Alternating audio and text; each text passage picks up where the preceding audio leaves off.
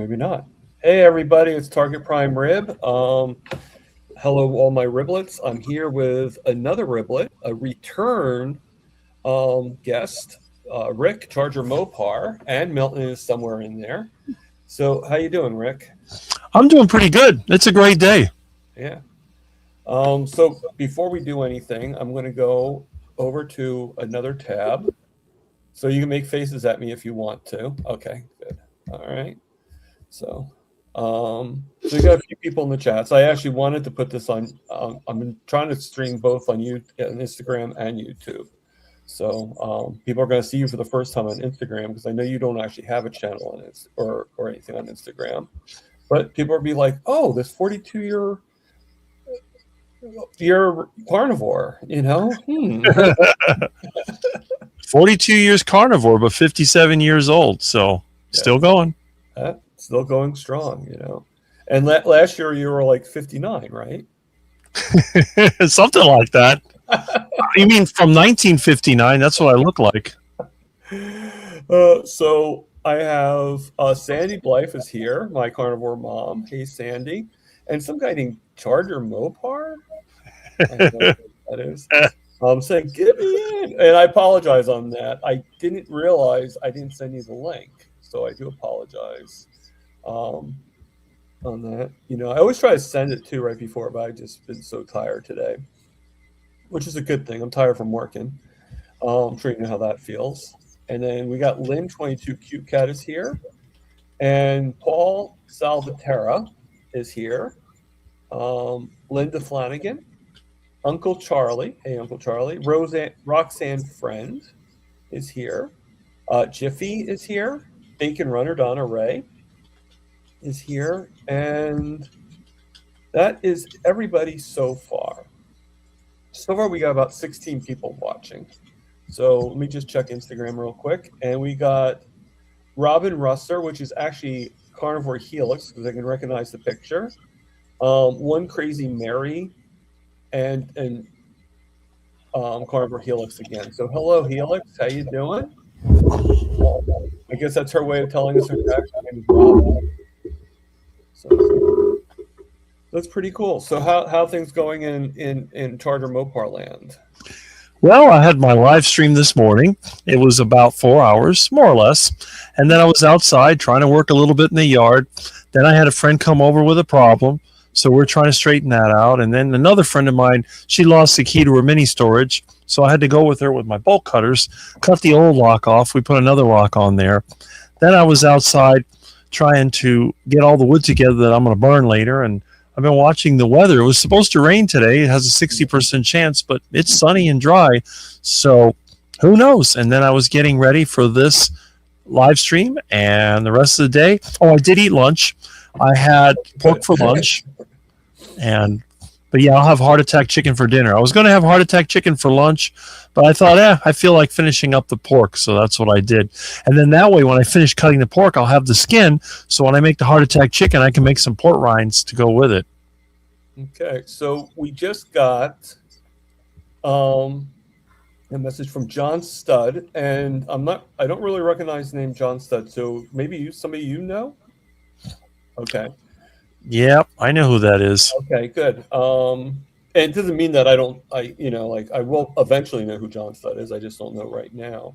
But good afternoon, gentlemen. How was Rick's free steak dinner? Oh yeah, I forgot about that. You went to another meetup yesterday, correct? Yes, I did. I was invited by some really great people.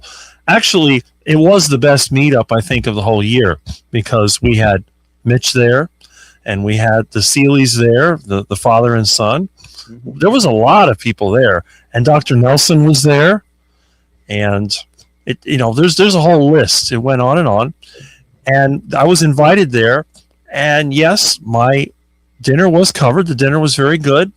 It was at the Tarragacha Steakhouse in the Melbourne Mall, and not only did we have an excellent meal and great association, but we were able to go to Mitch's house, and I got to see how he lives. His home is bigger than mine. It's a lot nicer, too, even though it's in a mobile home park. And it's nice to see his studio up close. And then he had his patio. They were out there smoking cigars and and talking and having fun. So it was all in all a really good day. And my host and friend who drove me around was Peter, Papa Carnivore, otherwise known as Pretzel Pete. So it was an all-around excellent experience. Oh, that is so cool. That really is. How was it? Well, this was your first time meeting Mitch, right? No, I met Mitch in person when I was at Dr. Kiltz's get-together. He was there too? Okay. Yes, Dr. Kiltz personally invited me, so I went there. And He was there too. He was there. He was only there for a day. He left early. Mitch is very smart. He knows his limits. He didn't want to stay for 2 days because obviously he's been recovering from the stroke, and he did go for the get-together. We had the meal at Dr. Kiltz's place, and he had, and also he had friends there, and they were out doing cigars. I think even Dr. Kiltz smoked a cigar at one time, but I wasn't there when it happened. I wouldn't doubt it. But yeah, that was another really good meetup. So there's been two really good meetups this year. How long is the drive for Mitch to Kiltz? It would probably be a couple of hours at least. That's probably a lot on Mitch. Just the driving alone is probably a lot on him. So yes, and I don't think, again, knowing your limits is the key to being successful. If you push yourself beyond your limits, then you risk having a problem. That may be one of the reasons why Mitch had the head injury in the first place when he was in the gym and in the sauna and got dehydrated and fell over. And of course, it leads to a chain reaction. But the thing is, Mitch is able to walk without a walker. And also, although he does have a cane, he almost never uses it. The only reason that he's had it, I think, was as a way of steadying himself. But all the time that we were at the get-together, I'd never even see him use it. He put it on the chair and left it there and he was walking around, and he didn't really need it. So it's pretty impressive. It is pretty impressive. So how was it to meet Peter? Well, Peter was actually taller than I expected. He was the second tallest person there. Yeah, he's like 6'4", isn't he? Yeah, he's pretty tall. And the thing about Peter, I can see why they hired him for sales, because Peter is really good at communicating with people. He has a way, when you get to know him, he's trustworthy. He's someone that does seem to care about people. And he even told me that he's let some of his customers call him in his off hours that were interested in furniture or getting deliveries. So he helps to reassure people when they have doubts. And I think when it comes to business, that's a really valuable thing. And not only that, he went out of his way, because initially I took the bus and the train to get to Boca where he lives. He picked me up. We rode together to Mitch. And normally he was going to bring me back to the train station. I went home. But a couple of my other friends, and one of them is Chuck Supertune, he gave me this old computer, this media center type computer. It's very heavy in a big box. There's no way I could have wrestled with that thing on the train. And he also gave me some meat. A box of meat was for me and Peter. But Peter's freezer was full. So Peter told me I could have all the meat. The only thing he wanted was a little bit of coffee that he had given him. And of course, I don't drink coffee. So I'm like, yes, that's fine. No-brainer, right. Right, no brainer. And then also, Mike Seeley's father gave me an old telephone and a laptop, which I can use here, in my home studio. So I had those things to take with me. So what Peter said, well, we'll just put it in his car. He drove me all the way from Boca to Miami, and then of course he had to go back. So I didn't have to take the train back. Otherwise, I would have been struggling with the box. If it wasn't for the box, I would have had no trouble getting back on the tri-rail and then coming down the way I came. But yeah, so he went out of his way. And again, we went together to Mitch, and from there, and it was an all-around really good experience. Every time that I get together with the carnivore community, it's an absolutely great experience, whether it's Hack Your Health, whether it was Kiltz's meetup or Mitch's meetup. Excellent. Everyone in the carnivore community I've met is definitely a good person, in my opinion. Yeah.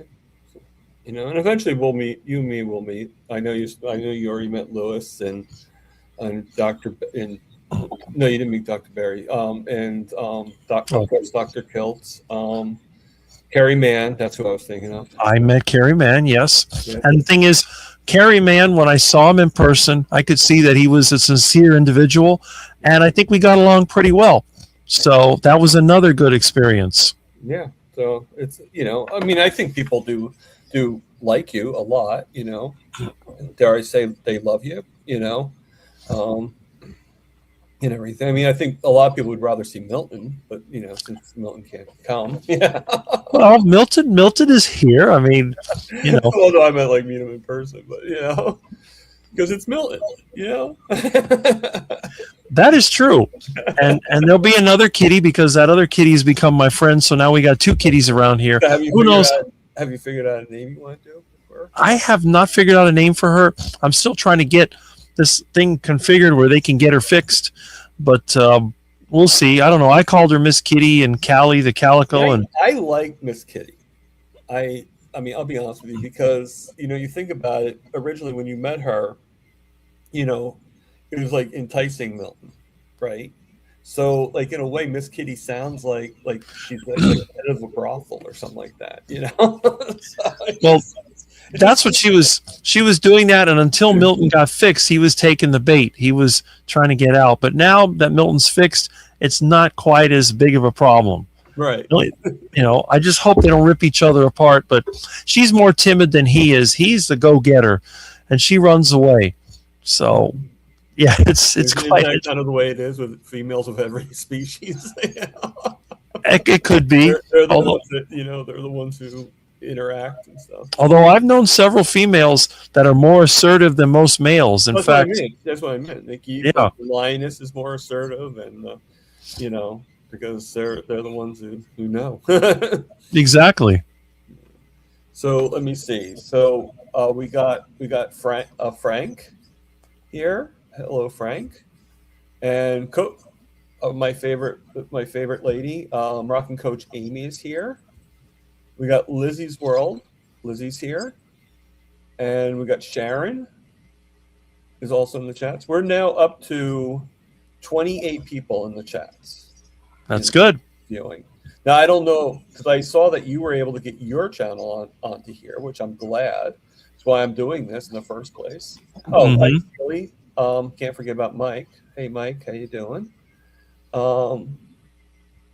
Now, I'm not sure if Mike is going off your channel or going off my channel, but Mike is here. I'll have to look. Yeah. And it's kind of weird. Like, I'm looking at your thing right now, and it has the letter P on it. So what does P stand for? I don't know. It's kind of weird. That is strange. It could be an R, but the YouTube symbol, that symbol that they have might be covering part of the R. So for that reason. It could be. Which R would make more sense. Yeah. Well, Mike Seeley is on my channel. So, okay. And again, him and his dad, I think they're like the foundation of the meetup. So, and I've seen him Hack Your Health and at Kiltz's meetup, and we always seem to sit nearby each other. We're always next to each other. Every single time Mitch mentions a meetup and stuff like that, they seem to be sort of like that gatherer. Well, that's because the Mike's dad, the senior one, lives in Melbourne, so they're kind of like neighbors. And we just got joined by three really, really, really important people.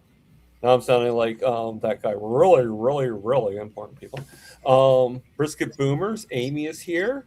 North Dakota Carnivore. Lance is here. And we got our favorite carnivore teacher himself, John. John Laspina. And, of course, he has his live tomorrow. Well, tomorrow and Monday. Yes. And Helix is here. She's saying be right back, but she just came she's on both Instagram and YouTube, it looks like. Yeah, because for some reason, the Instagram doesn't show on the chats on StreamYard. You have to go over to Instagram in order to see what the chats are, which is weird.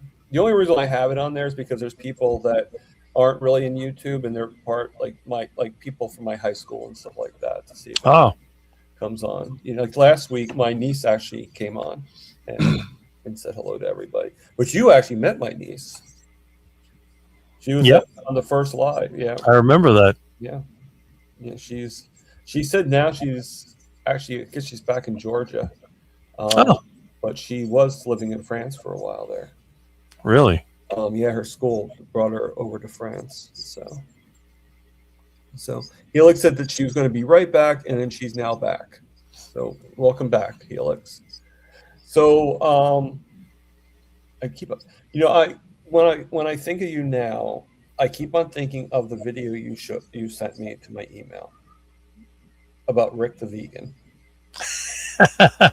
Right? I don't know why, but like I don't know what made you think of doing that or anything like that. And to tell you the truth, I don't remember even how long it was for. Like you made a video. I'm guessing you made it for me, and if I can find it, do you mind if I show it? Go ahead. Okay, so I'm gonna let you talk and let you tell any updates you have or anything like that, or for people that may not know, just to tell a little bit about yourself. Anybody out in the world, like, because now you're going on Instagram, so there might be people that don't really know your 42 years. I said 52 years. Your 42 years of what brought you here. So. Well, that's true. The thing is that if you're familiar with the carnivore community, it's a relatively new phenomenon. Nobody used the name carnivore diet until maybe 7-8 years ago. And it was really popularized by the famous Dr. Sean Baker and also the somewhat fruity Paul Saladino, who was pushing the carnivore diet originally but has fallen off of it. And really what it comes down to is basically a meat and water diet. Now, technically, carnivore diet, if you eat 70% or more meat, you can eat other things along with it, which would include plant material. But I was a kid who was raised by parents who were very much health conscious, especially my dad. And Milton just turned off the light. Hold on a second. Okay.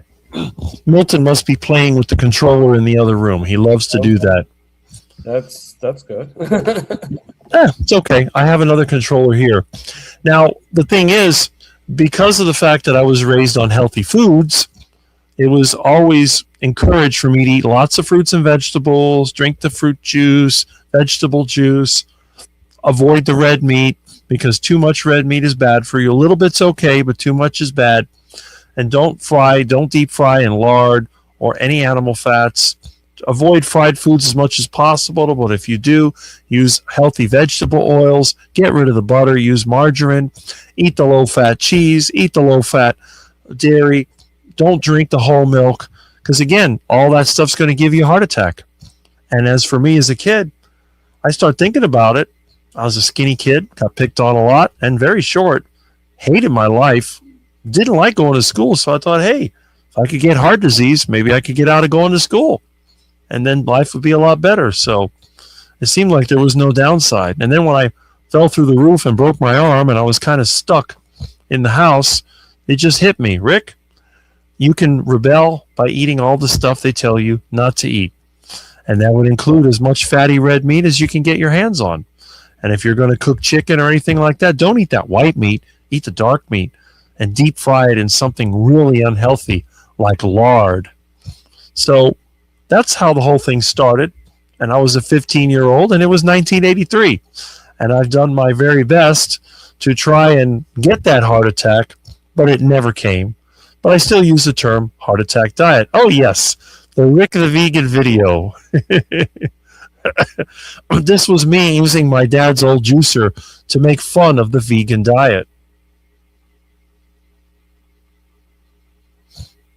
You remember those things? Champion juicer.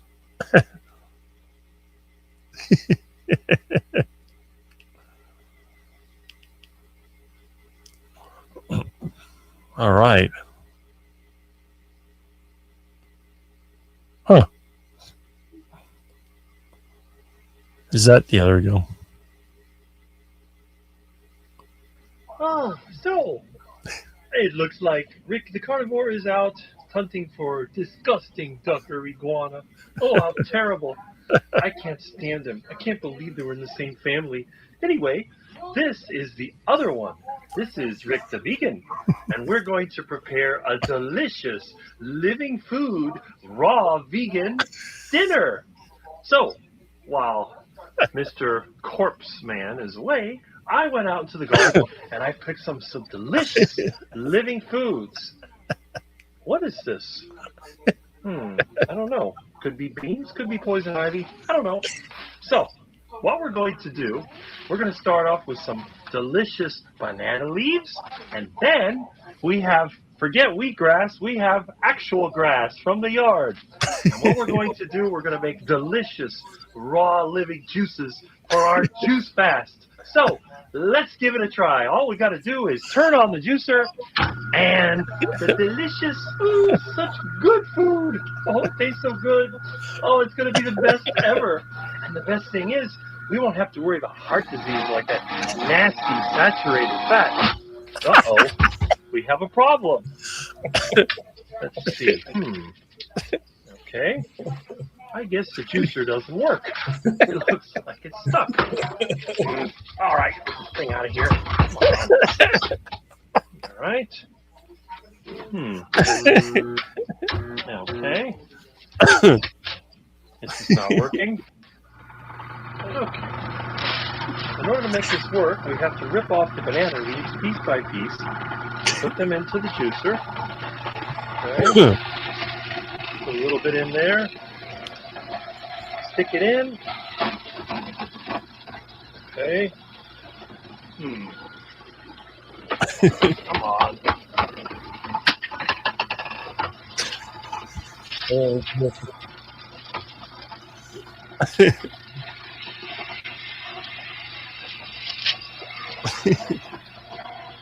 Look at these delicious raw living foods.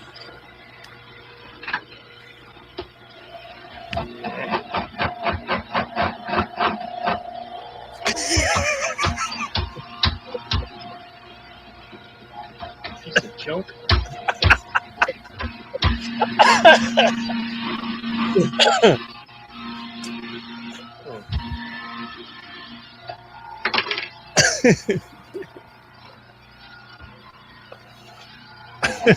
All right.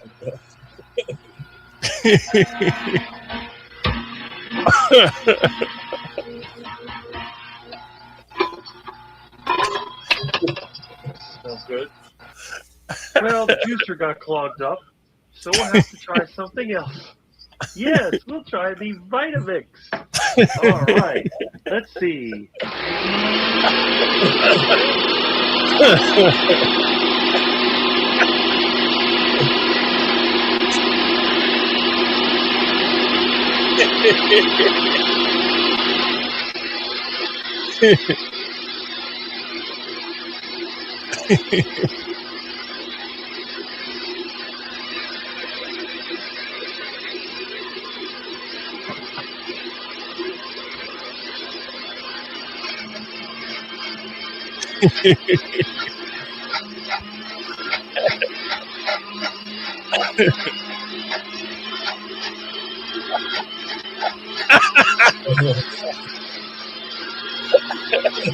It does, yeah.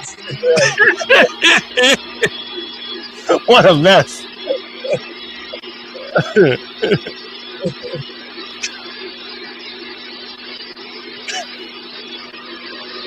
It was a nightmare.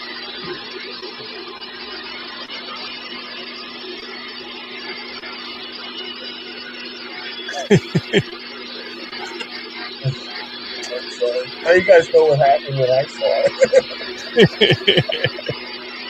Try to jam all that crap in there and grind it up. It's like a mulcher.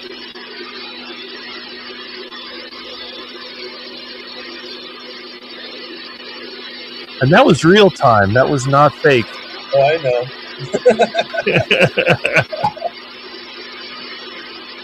Believe me, I know.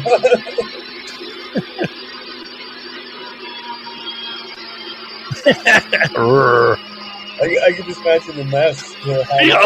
It was bad. You can hear it bogging down.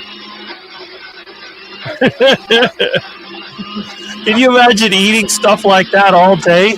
Oh my god.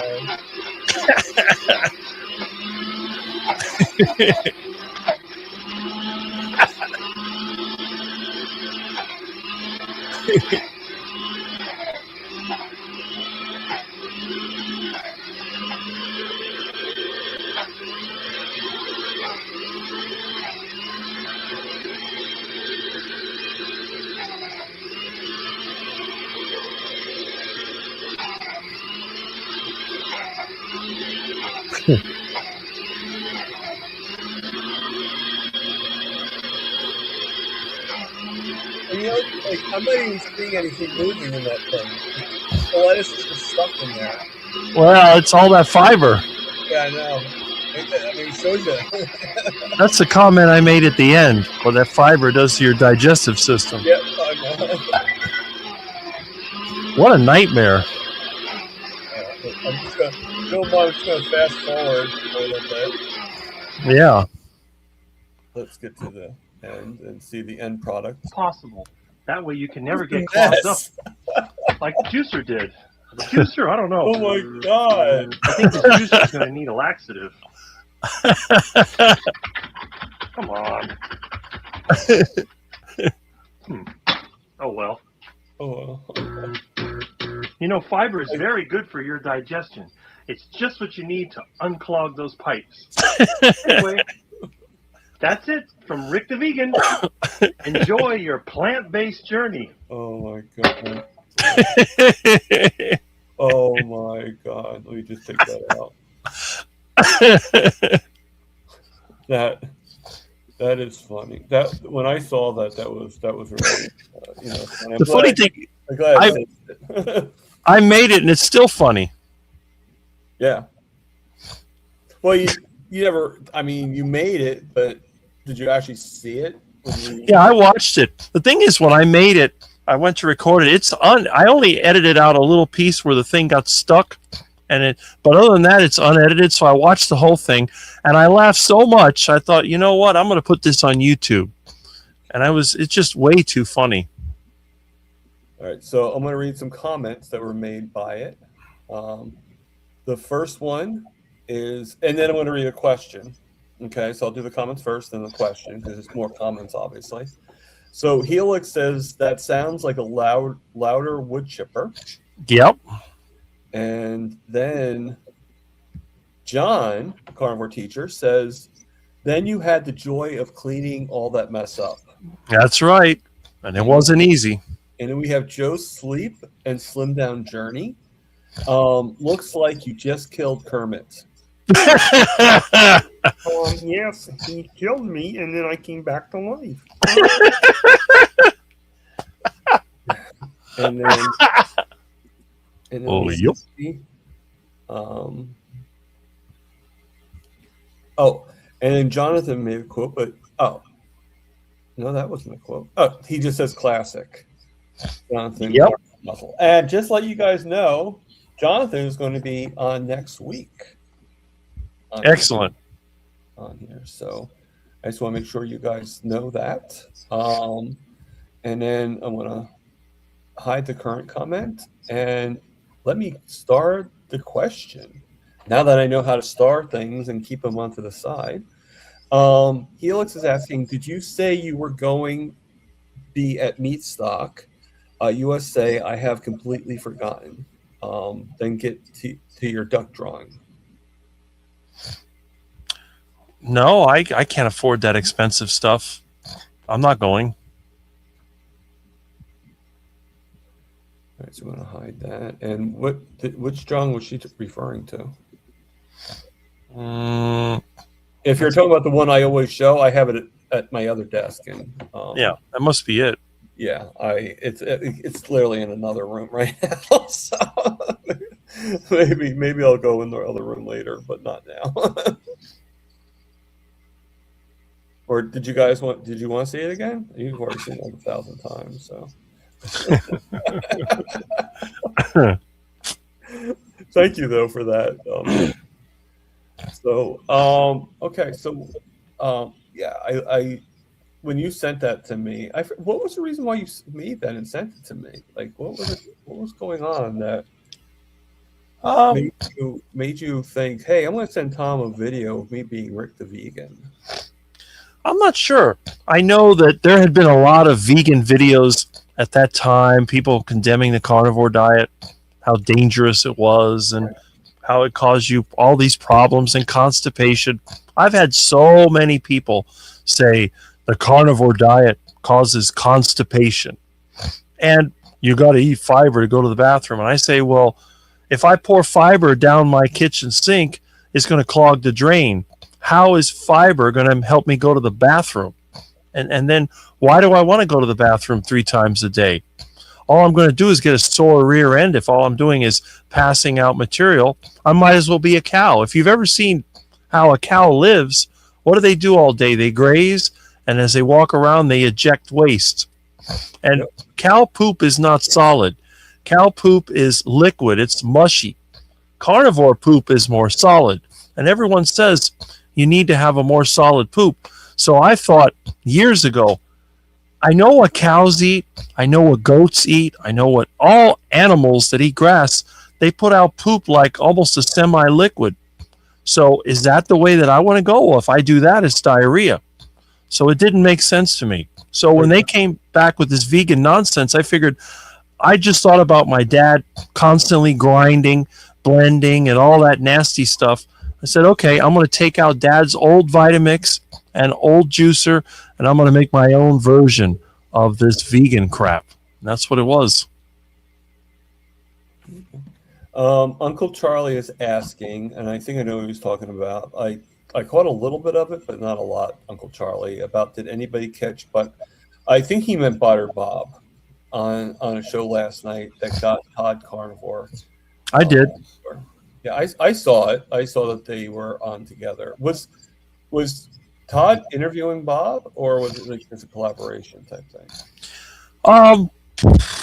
I guess it was kind of like an interview but it was both ways because Bob had seen Todd's story. I guess when he had his last live, he was on there and he started describing all the problems that Todd had, all these problems where he was super obese, barely able to move around. His life, I mean, basically consisted of only walking to the bathroom and that's it. And I think it really inspired Bob. Now, Bob has always been, in my opinion, the original YouTube carnivore. There's nobody on YouTube that's been making carnivore videos longer than Bob.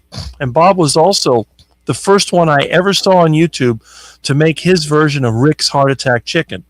But of course, Bob does it the Southern way, which is in a pan. But Rick's Heart Attack Chicken, as you know, is in a pot. Right. Now, of course, if the chicken is slippery and it falls in the pot, you've taught me that there is a risk of injury, which I never knew before. Right. So, Thomas, you have been my tester. You're like the Underwriters Laboratories. You're like the Underwriters Laboratories of cooking, because I had no idea that there was any danger involved in heart attack chicken other than burning your house down. And that only happens when the lard is overheated and you get smoke, which has never happened. I've never had a kitchen fire. But now you've shown me that if you drop it in too fast, that can happen. Yeah, if it drops too hard. Yeah. If it drops too hard. You never, if I'm not mistaken, because I think you mentioned this to me, you don't do the whole chicken, do you? No. You just do like pieces. I do pieces because it's faster. Well, that's probably a different story right there. If I did pieces, I probably wouldn't have fallen so hard. But right. With my stubbornness and my male stubbornness, I wanted to do it. I wanted to look like a turkey. Just because it wasn't turkey, I wanted to emulate a turkey. So the only way to do that is to do a whole one.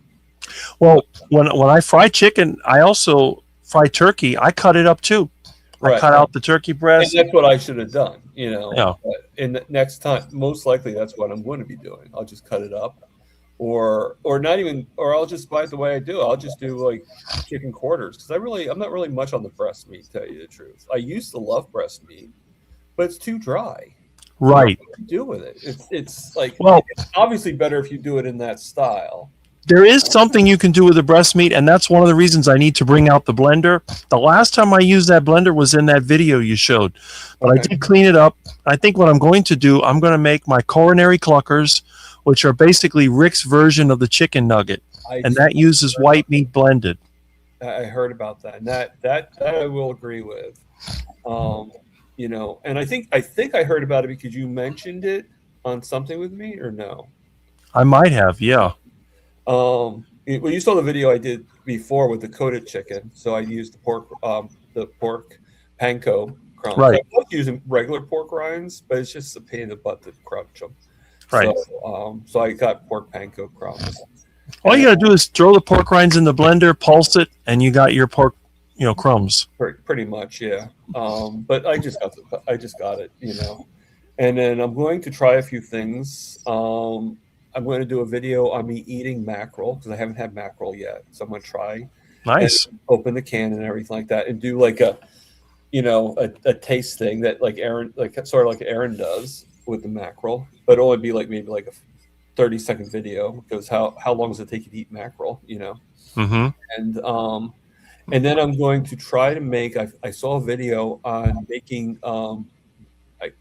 Sorry if I mispronounce it, but brioche bread. Brioche. Brioche, thank you. Brioche bread, and it's pretty simple. It's just a few eggs, some powdered whole milk, and some baking soda or baking powder. I have both, so it doesn't really matter. I'll find out which one it is, and you just take that and mix it up, and then you take either an ice cream scoop, which I don't have, or probably anything would do, and you just put it on some parchment paper on a cast iron skillet, put in the oven, and you get these rolls. And I thought if I succeed with that, I will then use that as a roll to do my hardtack burger, and I'll do the challenge. That's a great idea. You know, and I'm going to do. I have some. I also have some cheese and some eggs. So I'm going to attempt finally to do.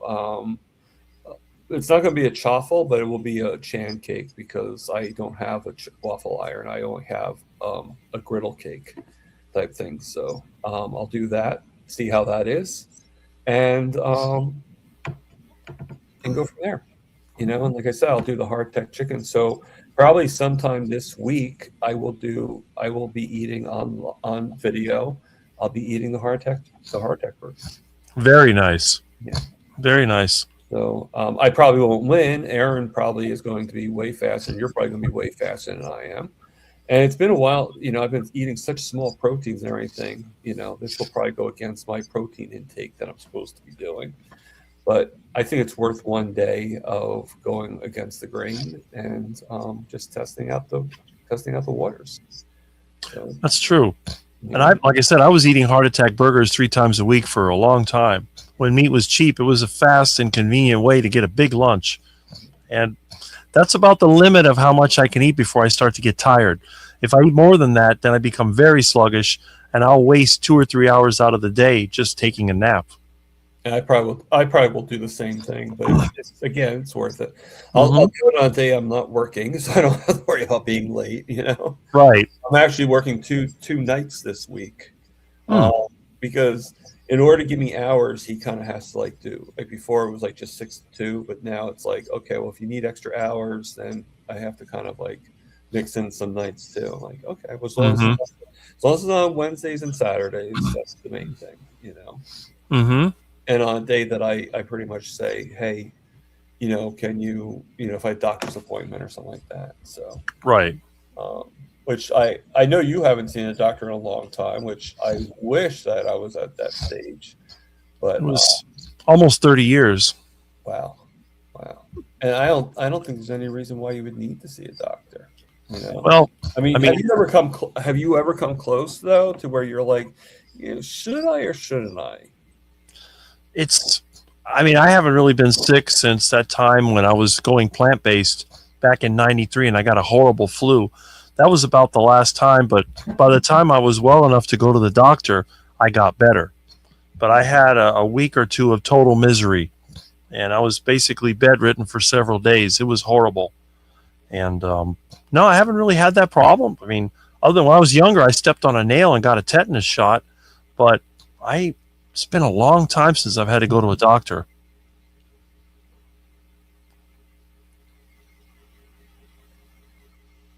Okay, so I see this quote from Jemmett, and hey, Jemmett, how you doing, Juju? Says something to Sandy. Sandy, yes, with Michelle Pfeiffer, looks good. Okay. I'm not sure. I guess I had to go further back to find out what they're talking. Oh, okay. If anyone has Paramount Plus, check out Madison, Kurt Russell. Oh, yeah. Okay. I haven't seen that yet, but okay, Sandy. I don't have time to watch TV anymore. Like, I don't either. you know. I tell everybody I'm not going to spend my time watching people that I'll never meet and then don't know who I am. Oh, Rick, everybody knows who you are. That's true, but none of these celebrities know who I am.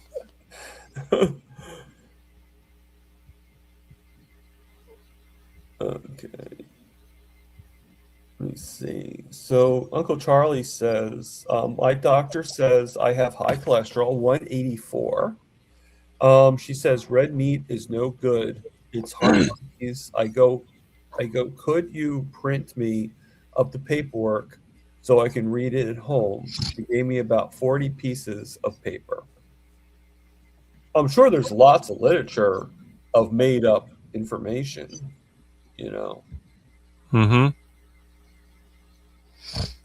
The best thing to do would be to find one of these carnivore doctors.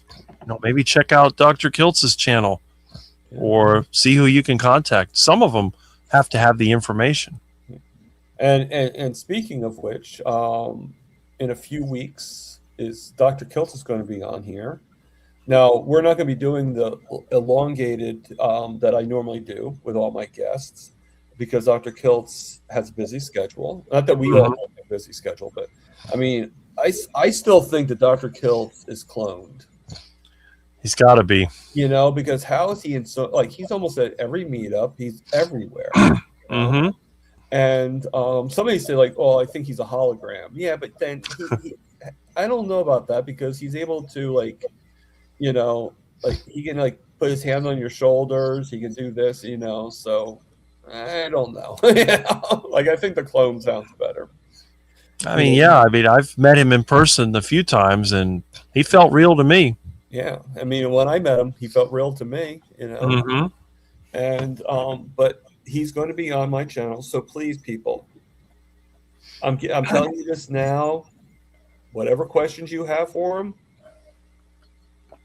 bombard him with them because he's going to be. That's probably what he's going to want to do is answer a lot of questions,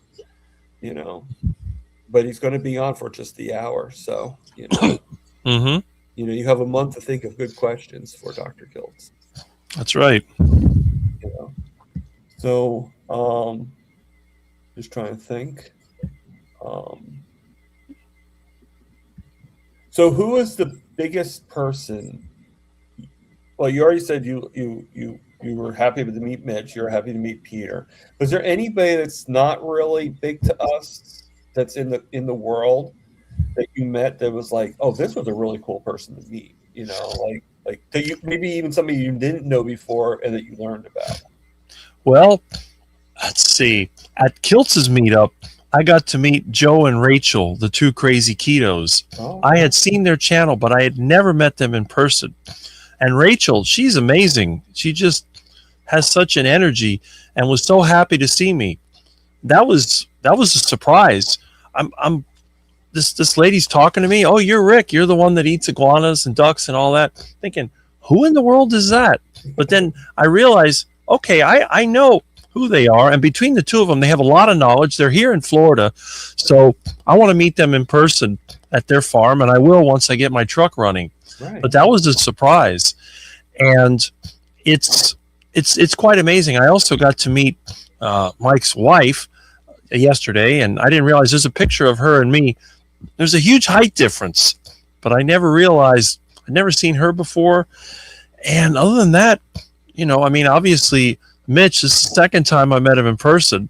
And this time, I got to see where he lives. So I got a better picture of what makes Mitch, what goes through his mind, and I see there's a lot of similarities between him and me, which is kind of interesting. But yeah, I mean, I met some really great people. And of course, at Hack Your Health, I met a couple of the big time celebrities, like obviously Dr. Baker, and there's that picture of me standing next to Dr. Baker to finally answer the question once and for all. Which one of you two are taller? Right? Which one of you two are taller? And the picture speaks for itself. Yeah, that's true. Yeah, I saw the picture with you next to Dr. Nelson. That was, Lurch against Uncle Fester. Yeah, that's right. I do play the part of Lurch quite well. Yes. Well, it helps to have Nelson next to you to give that imagery. That's right. There, so.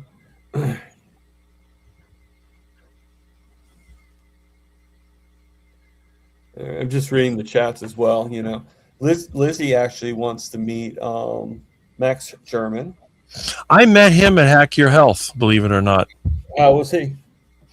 He's kind of what I expected, and he did interview me a couple of years ago. If you've seen on his, I was interviewed by him. Yeah, I never actually met him or anything like that. Aside from seeing him on some of Bella's stuff, I never really. When he first started out, I think, he had an interview with me. A lot of people will start their YouTube videos by interviewing me because I'm the most approachable and I'm probably the most oddball of all the carnivores. And you'll see like Dave Mack. There's several channels that started with me. And then, as it goes on. How long you've been carnivore. Right. That's an indication too. Right. And that's like I tell people, the very worst thing that could happen if you start the carnivore diet, what could happen to you? You could be like Rick, which isn't bad. I mean, Rick may be a little bit quacked, but I'm still alive and I still feel great. So it's not bad. Yeah. I totally agree with that. All right. So let me just not sure what's going on here. Sorry about that. I've got something blocking us, so or blocking the chats now. All right. So John is saying Rick is the most unique carnivore and the longest eating carnivore. That's right. And I got to meet John in person at Hack Your Health. We even ate together. So another one of our great carnivore community. You're at the same table? Is that what you mean by Well, he was eating at a restaurant close to the convention center. He invited me there to share some burger patties. We had a good times, and we were up there in Tampa. And we also talked in the lobby. We were hanging out for a bit. The way it worked at the meetups is that I would be there. Somebody would recognize me. Then we'd talk for a while. We'd do a few things. And then when they had to go somewhere else and somebody else, I'd meet someone else. Eventually, I ended up at the Dr. Kiltz booth, as you know. And I guess once Dr. Kiltz met me, then he realized that, Rick's kind of a good guy. And then that may be why he invited me to his get-together, which has really surprised me because I figured since I'm the poorest guy in the carnivore community, nobody would want me at their meetups because I don't have any money. But they still invited me, which goes to show that the carnivore community is the most generous of all the communities, and they appreciate helping people out. I never ask anybody for anything, but they give it to me because we just got great people in this community. And you know that. It's happened to you as well. Yeah. And John says it was great to know Rick in person. I can just imagine. And I guess it's somebody that Carnivore Muscle either has met or would like to meet. Maggie White, 80 plus. Isn't she like 84, 85 now? She's got to be 84. Probably by now. And yeah, she 83 when I first started hearing about her. So almost 2 years. So yeah, Dr. Chafee had found her. And then, believe it or not, it was Bart K that had told me in the first place, because it's been at least 3.5 years since Bart K interviewed me. And then at one time, Bart K would always talk about how long I've been carnivore.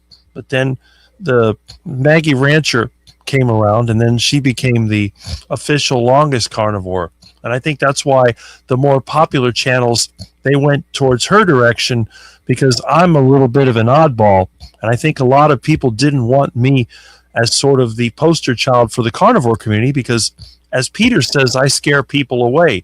Initially, when people see me and they know that I do things like eat iguanas and make cooking gas out of poop and go through the dumpster and all that stuff, they would think this guy is really totally quacked.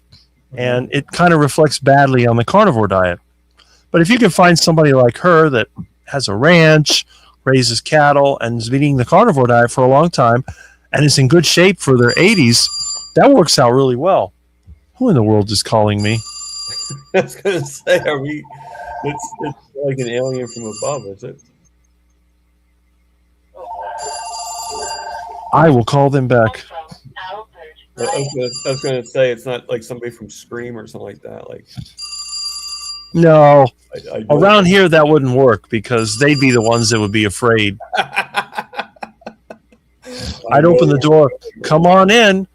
You rang. They'd drop their mask and go, boom. No, you know what it is? It's Mitch. Oh. No, that's actually one of my customers. Oh. And they probably, either they need something or they're going to give me something. So one of the two things, they can leave a message. I will call back. John's asking, how many phone ringers do you have? I have a telephone. Well, there's a telephone in every room. And here in the living room, there's probably 3 telephones. There is the electronic key system. There's the old 1A2 system with the mechanical bells. And then there's a cordless phone, which is this one. Now, I use the cordless because when I'm outside working, I can clip this thing on my belt. And then that way, when somebody calls, I get a message. But it's, most of the time when I'm in the house, I just use the rotary. I turn this on because after my live stream, I turn on all the phones. I forgot to turn it off. And that's the reason why it rang. And during the live stream, I do leave the other phone on in case somebody calls in. But it's pretty rare that somebody calls in. My last caller was actually Mitch. That was a couple of weeks ago. Okay. Yeah, I think I probably called you like before that. Yes, you have. I've called you a few times. So. You're actually one of my first. Jonathan is asking me, what would you like to talk about next week? Well, and I think Rick can attest to this too. I mean, normally, especially if it's somebody that's never been on my channel before, hey, Milton. Milton's like looking around like, okay, the lights are okay, the camera's okay, okay. You put me down now. It's attack time. It's attack time for Milton. So Jonathan's asking, what do I want to talk about? My main thing is to hear the story, let you tell the story, give you enough time to tell it, and then if we have enough time, we just chew the fat. We just talk and just let it all flow. So don't tell too much about it. Just I'm sure. I know you have a good story to tell. I mean, and I know that you can fill up a lot of space with just your story alone. So, you'll be good. Carnivore Jerry is here, and she says, "Please, good afternoon. Please pardon my tardiness, Thomas. Had a new client appointment. Hey, I am happy that you even showed up. So that's all that matters to me. It doesn't matter how late you are, just as long as you came to the party." And Juju says that she likes your telephone booth. Oh, great. I got several. One out front, as you've probably seen. Yeah. Let me just pause this.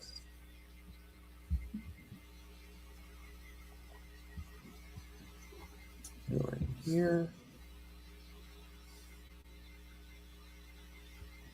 And yet, I know, Jerry, you're a horrible moderator. I'm not going to deny that, No, you're a good moderator, Jerry. I'm very grateful for you. Oh, that's probably why she's mentioning it, because she was talking from your channel, and she's not a moderator on your channel. She's a moderator on my channel. So. And we got Bob, retired Rick. Oh no, not Bob. I'm sorry, retired Rick. Mm-hmm. He fooled me because normally I just see retired Rick, and then I saw the carnivore thing. So, hey, retired Rick, how you doing? And just to put it out there, if anybody wants to be interviewed, just email me. Um, anytime. I mean, I think Rick will tell you that I'm not a hard person to interview to. That's right. All right. And Super Tune, which I think Super Tune's name is Charlie, but That's right. okay. I'm listening as much as I can. At work, making up time from yesterday's meetup trip. Did you see at the meetup yesterday? Yes, he was. Okay, so what's Super Tune like? Well, I've seen him twice, and once was a Kiltz's meetup, and the other time here. He's definitely someone that works with engines, so we had a lot to talk about. And as you know, he gave me this computer and some meat. Which here. Whoa. Okay. And you said he gave us some meat too? Yep. I got some meat. It was some was for Peter and some for me, but Peter said his freezer's totally full, so I've got it in my freezer. My freezer had plenty of room. Oh, okay. Yeah, you mentioned that before. So Milton. Which is pretty nice. Yeah. Oh, Milton wants to play with a cat toy. Here, Milton. So I'm surprised Peter. Well, Peter's Saturday, so Peter's probably at work. Saturday's busy. The weekends are busy for him. I remember when I used to do furniture sales. I remember the weekends were you had no choice. You had to work. Like I don't think you got any weekend off, at least not for me. Right. Days too. Like that's the life you lived. Right. Make money, you had to work those days. And I have to admit, I've never bought furniture in my life, but I think most people do buy furniture. Yeah, they do. And they always buy them like during like President's Day, and it's like weird how they. My furniture doesn't come from a furniture store. Your furniture is like the milk crates. Well, from a clean out, and it has to be old. I don't like new furniture because it's all cheaply made. So I have to get like 40, 50-year-old furniture.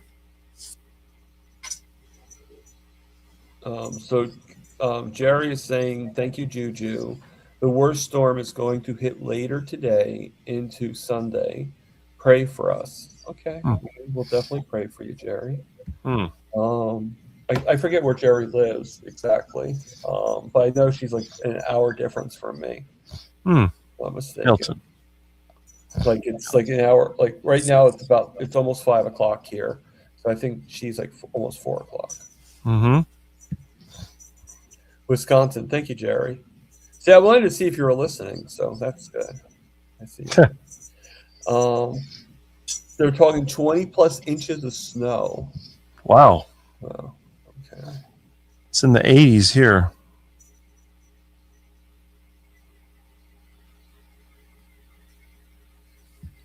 Okay. Just looking back. Let me look on my Instagram, see if anybody. I think people pretty much just left the Instagram because because there's only 2 people in there, and Helix I think came over to YouTube to talk. So now I don't know if there's anybody else here. There might be somebody hit. Right now we have 40 people watching. Nice. Which I'm not sure how. Most of them are probably on your channel. It's possible. I know I got some of the best viewers on YouTube. That just doesn't change. Oh yeah, well so do I. I mean, I have the best viewers too, but you're a little bit more, And that, believe me, I'm happy about it. I'm not bitter at all. Right. Well, that's good. Milton's playing. Brian, Jerry lives in the middle of the forest, not the woods. Huh. Just joking. So, Karen Harrington. Hello, Karen. How you doing? So I'm actually curious. I'm going to actually check something out real quick. I'm going to go over to YouTube. Right now I can't see you. All right, let me mute it because I don't want to hear it. You have, it looks like 23 people watching on your channel. All right. Pretty That's cool. good. Yeah, that's pretty cool. Mm-hmm. Yeah, Cassandra. Oh, okay. Carnivore Farm Mom. Cass. I didn't put two and two together on that one. Hey, Cass, how you doing? And then I'm trying to think. Oh, did you meet that? I'm sorry, I didn't mean to like yell, but I forget his name. I think it was like Norse Carnivore or something like that. That had the bad accent. Yes, that was that Hack Your Health. He got run over by a car. Yeah, I know Adam did that joke in that video where he was run over by a vegan. Yeah. I'm lucky. The only time that I've been hit by a car, I was in a vehicle. Well, I don't really want to get hit by a car either way. Yeah. Well, the one, we're protected, I guess. whenever I'm in my own vehicle, I never get injured. But when I was in somebody else's, I got hurt. But no, my vehicle, everything I have is so big and junky, you barely feel it. Well, you have like, how old's your van? 98. Oh, okay. I don't know why I picture you having something older than that even. Well, I have a 69 Dodge Charger I used to drive, and I had a 69 Dodge truck. It had a railroad track for a rear bumper, and it ran on wood. I told you about my niece's truck, right? That she has a 1970 Ford pickup. Okay. Yeah, I'm just wondering, like, did I tell you about that? Or not? I don't remember that one, no, Milton. Yeah. I mean, it's, she's a 22-year-old girl, so I mean, it's not, it's more for show than anything. She hardly even drives it. Yeah. It's like a collectible. Yeah. It's like, it just pretty much just stays in my sister's driveway. Oh. But, I think she shows it off at like car shows, whenever. Well, that's good. So, Roxanne just mentioned that she's here. Hello. Hello, Roxanne. I know Roxanne from SBG. She's actually in the I'm trying to think of the word. The insulin resistance intensive program. That SBG thing is still going? Yeah.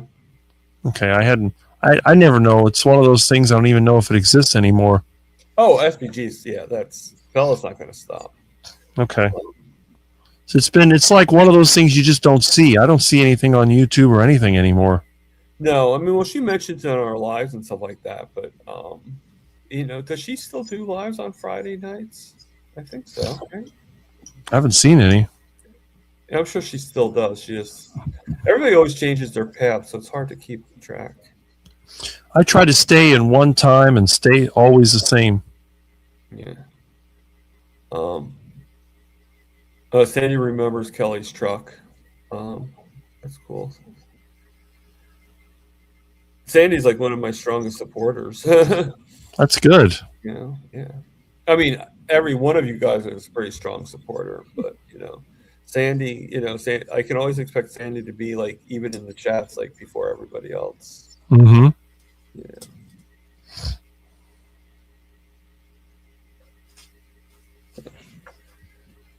So how's Milton doing right now? He's playing with something on the floor, and I'm trying to watch and see if he stays away.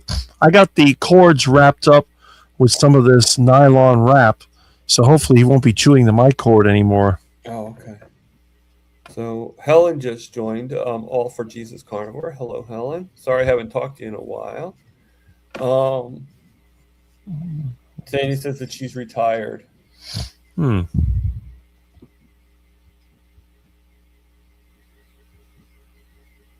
It just means you have more time on your hands, Sandy. To eat more meat. That's always a good thing. Yes. Oh, and John Together Strong is here. Hey, John. How you doing? Hey,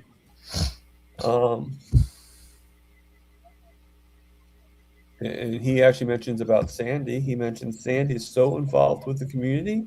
Love the hell out of her. that's good. I think we all love Sandy, and I was actually pretty stoked when Sandy came onto my channel the other day. Mm-hmm.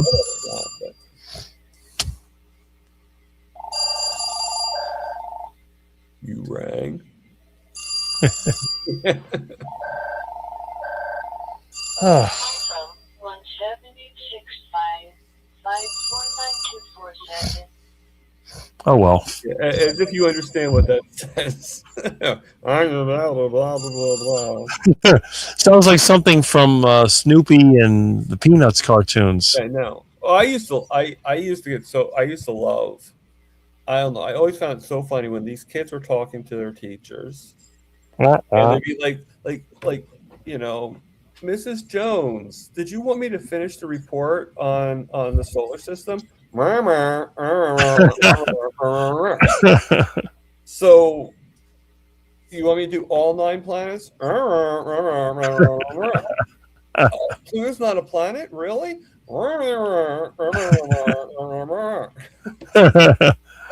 That's right. Like, how do you understand that person? That's funny.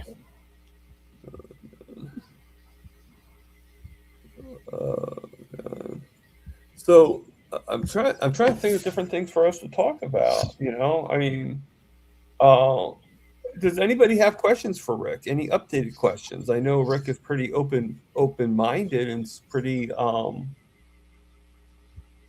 open-ended and stuff like that. But take advantage of him being here. That's right. It's not every day. Oh, Spanky's here. Ah, here we go. He's saying, "How the heck are you?" So I'm thinking of something that I'm going to go back in time a little bit. I'm wondering if you are okay with it. To kind of keep things rolling still, how would you feel if I put the link into the chat? Yeah. Come on here. They can come on. Go for it. All right. And if Milton comes on his own thing, then you know that he is. All right. So I'm going to put in the chats, everybody. I'm just copying it right now. If anybody else wants to come on and give their love to Rick and say hello, you can do that. And I'm not on my thing, but if anybody's watching YouTube, if Jerry, if you're watching, you might be able to pay. No, I don't think you can actually. So let me also go back to my own channel, which would probably be easier for me to do live. Let's look at the Rick stuff. Okay, and then I'm going to do that trick that I keep on wishing the Bruce would do from his channel. And then, so it should be pinned at the top now. So if anybody wants to come on here, say hello to Rick. We can do that, So I always like to give it for the 2 hours, and it's not that me and Rick can't. We just know about each other so much that All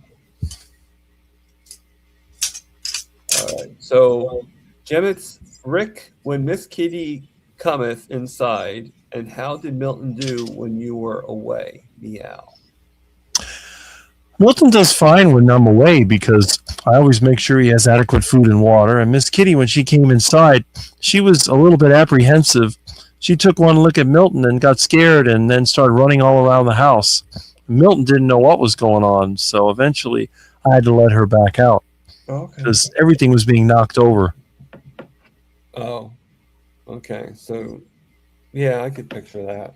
How far in did she get? About here in the living room. Oh, okay. I'm sorry if I missed the video, but did you videotape it or? I didn't video it, but I think I got some of the results, but it took me a while to clean up everything that was knocked over. But she did go back outside. Nobody was hurt. It was just more of a wildcat race than anything else. Yeah, I mean, it's going to take a while. I mean, you just have to keep on trying it every once in a while, and eventually, so two cats will get along probably, and you know, I mean, you're going to always have fighting and stuff like that, but that goes with the course of, you know, the more they become brother and sister, the more they're going to fight. Yeah. All right, so we got a question from Terry. Oh, it jumped. Damn it, Spanky, how's your dad doing? There's a question for Spanky, so Spanky, you can answer that question. Question, hi all, from Terry B833, Teresa, which I know from Healing Humanity. I was wondering if you ever run into any of your old high school friends, Rick. That's a good question. I do have one old high school friend that I've known since high school, and I do see him from time to time. This will be the year of my 40-year high school reunion. I have no idea what kind of event they have planned, but I would hope they would do something at the school. I refuse to go to any of their receptions or hotels or whatever because it's duck food and alcohol and things I hate. But if they do something at the school, they won't have any of that. Mm-hmm. And my friend does tell me that he keeps in contact with some of the graduates, and I'm the only one that still is recognizable from high school. All right, so there's one person, I don't know if anybody knows this story or not, but if you ever heard of, do you guys know Tammy Golf? I'm trying to think what she goes by now. I think it's New Jersey Shore Carnivore or something like that.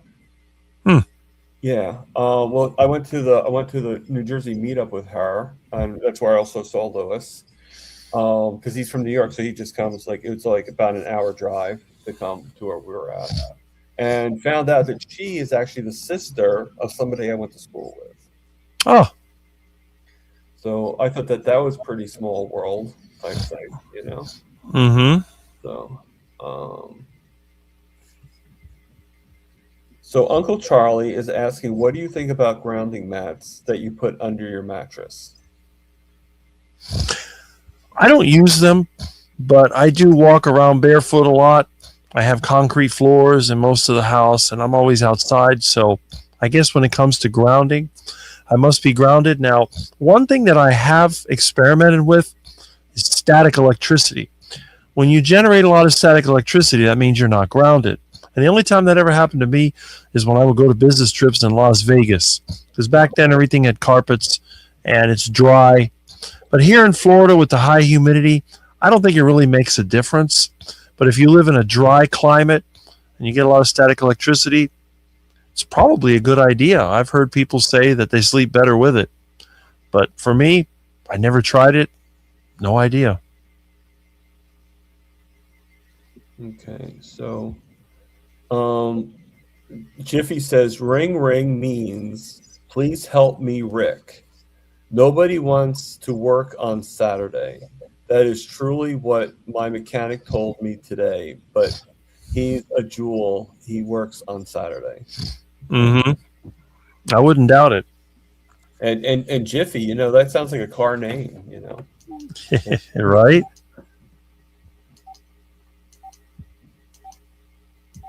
And Helen is mentioning that Dr. Ovadia has Sally K. Norton on his channel. It was great. Yeah. I actually like both. I like both. Even though I don't really focus that much on cholesterol and heart. You know, it's not really my forte. Setsuko. Hello. I know her also from SBG. I think it's SBG. Or it might be Kiltz. I'm sorry. Being part of three groups, you don't always remember who you like, where you know people from. Right. I know. She was interviewed by Amy. Either Amy or Juliet. It's either one of those two. If it's not Juliet, it's Amy. If it's not Amy, it's Juliet. And you know, that's and I'd love to have you on my channel too, Setsuko. You know, I'm not sure what your email is, but Mine's easy to find. Like you just go on my channel and you can actually just get the email from there. So it's not really, or at least you should be able to. Mm-hmm. Oh, thank you, Jerry. She's in KMT. Okay. She's with us in KMT. There you go. I know you're I know you're in KMT. Yes. Yeah. Obviously. I always, every time when we have like the Zoom calls, I always see they're relaxed. You know. I'm in KMT. I'm also in the HAG. HAG. Heart attack group. Oh, okay. Spanky's asking if you're on Facebook at all. No, I don't think you are.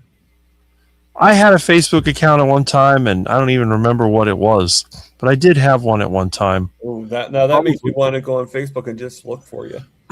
Probably 15 years ago. There's probably a lot of Richard Rodriguez's, but who knows? It got all. If I looked hard enough, as long as you have one picture, I'm sure I'd find something. I have several pictures. Okay. In fact, there may be. I don't know. I haven't looked. All I know is that it got. At one time, they used to just automatically add subscriptions, and I got so many subscribers, people I didn't even know. I just abandoned it, and I don't know what happened.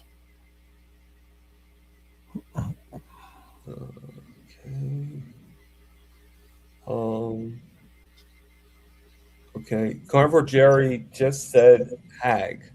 Heart attack group. Oh, okay.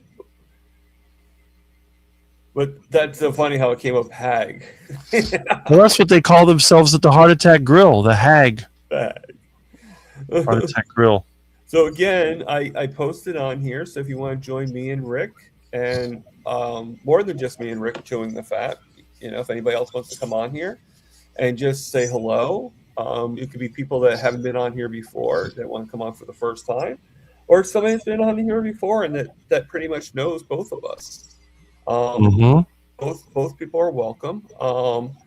I usually do my show for 2 hours, but I've had a few people on that have lasted longer, you know. And even though I'm having a great time with Rick, you know, sometimes you just need to spice things up a little bit, you know. That's right. I think a lot of people are just shy. A lot of people don't want to come on, but that's okay. Well, every once in a while, people, you know, they're probably just shy to meet you, Rick, or they're shy to meet Milton. They're like, oh. Yeah, Milton. I think he left. He went back to sleep. It looks like not worthy. But nothing be further from the truth. That is very true. So Gemmet is, and I'm not fully reading these. I want to put them up. So if it's something that really doesn't matter to you, we'll see. Okay. So Gemmet, Juju, is saying, Spanky, I am scared as nervous. Had a CAT scan and having one on Monday. Has been having dizziness and off balance for 2 weeks. So I'm sorry to hear that, Juju. No reason, out of the blue, and I am carnivore. I'm hydrated and no meds, sad. I am so sorry to hear that, but I wish you all the luck. Definitely.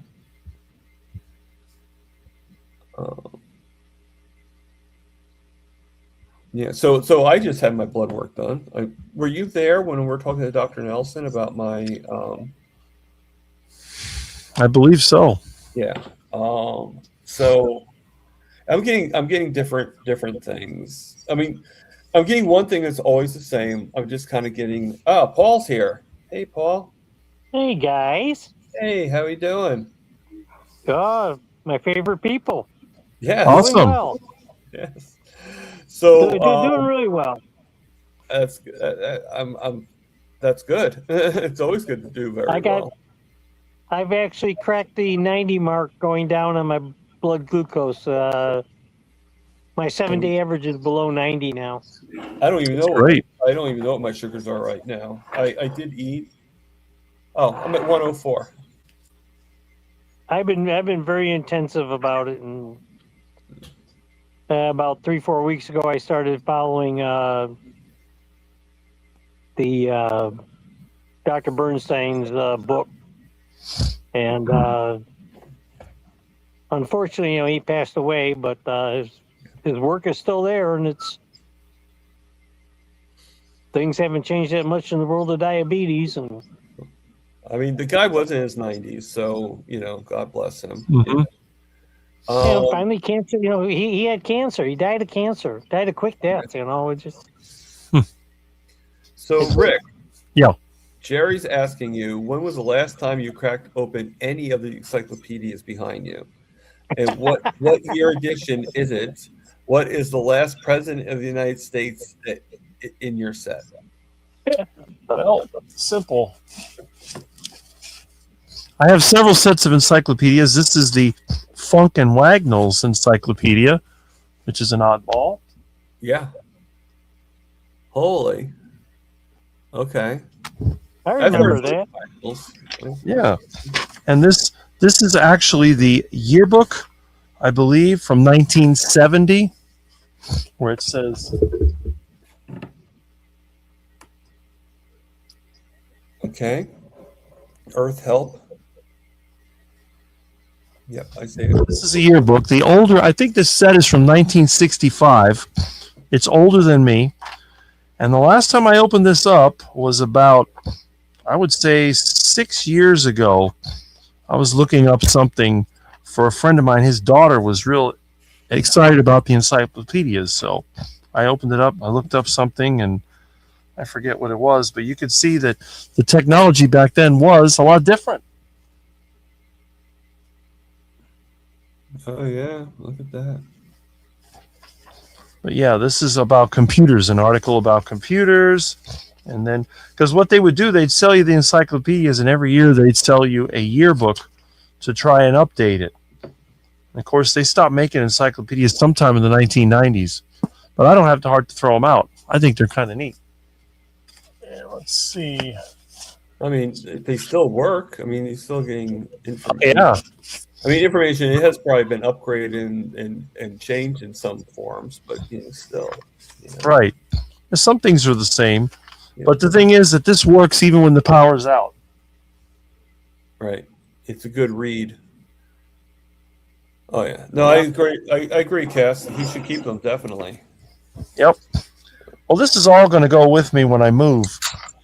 Everything in this house, there's a lot of dust. Ugh, look at all that dust. Everything that's got that old 1960s, 50s, whatever, it's all coming out because whoever buys this place is going to trash it like they do every other house around here. So I'll do it for them. I'll strip all this out of here and move it with me. And then when I get another place, it's either going to be an old place or it's going to be something I build myself. I'll build it my way and I'll just move everything with me. So eventually, let's see if I can get this back in here. When it comes time for me to move, you may see a missed live stream, or maybe it'll be an abbreviated one. And then a week later, you'll look and you go, well, the set looks exactly the same. I thought Rick was going to move.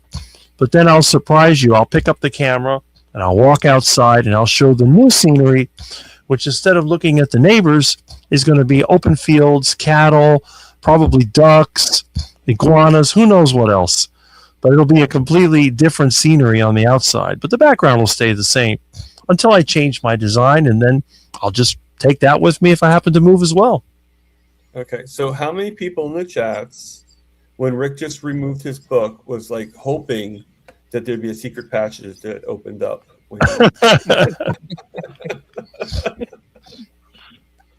The whole wall spins around. Yeah. It's like, Carrie's asking, which is connected to the encyclopedias. When did you get the encyclopedias? My parents bought them before I was born. I would say 1965, 66, or somewhere around there. They got them before I was born. The world books are a little bit newer, but I have the older version from the 50s and the newer versions up here. We have Encyclopedia Britannica, World Book, Funk and Wagnalls, and then there's another set which I don't even remember what it's called. Okay. So did they get like one encyclopedia like a month or something like that from the encyclopedia? Well, what it was, my mother was a teacher, and we knew people that sold encyclopedias, and they were expensive, but my parents were not really rich. But because she knew people that sold encyclopedias, I think we ended up with these. These were actually a promotion. My mom told me they used to send you volumes of these Funk and Wagnalls encyclopedia with coupons. And it's like back when they used to have wedding oats. They had wedding oats which would come with glass inside. So you'd buy a container of oatmeal and you'd get a glass or some other little dish or something stuffed in the oatmeal container. Oh God. Funk and Wagnalls came as like a promotion. The World Book they got from the encyclopedia sales, they would come in boxes. They were like like $100 and something back then, which was a lot of money. But because their friend was doing the encyclopedia sales, they had unsold inventory. So I think they said they got it for like $30 or something. So they got a whole World Book set, and I believe the Encyclopedia Britannica, it might have been more money. It might have been $50 or $60, but that was a more expensive set, and they got that way cheaper. I think that was almost $300 for some editions, Wow. which was a lot of money back in the late '60s. Makes me wonder how much they'd be worth today. Like there'd be like Probably nothing. You go to a used bookstore and buy a whole set for $5. Yeah. right, yeah. And if you try to sell them to the store, they don't want them. No. Well, no, I just didn't know if there'd be a collector or something like that may. The only thing that's worth less would be National Geographic because everybody has those. So Carnivore Jerry is saying, I was hoping that the shelf was not going to give way, and all the books fall on him. That would have been must see YouTube. Well, it's pretty well attached, and there are no termites in this shelf, so that's pretty good.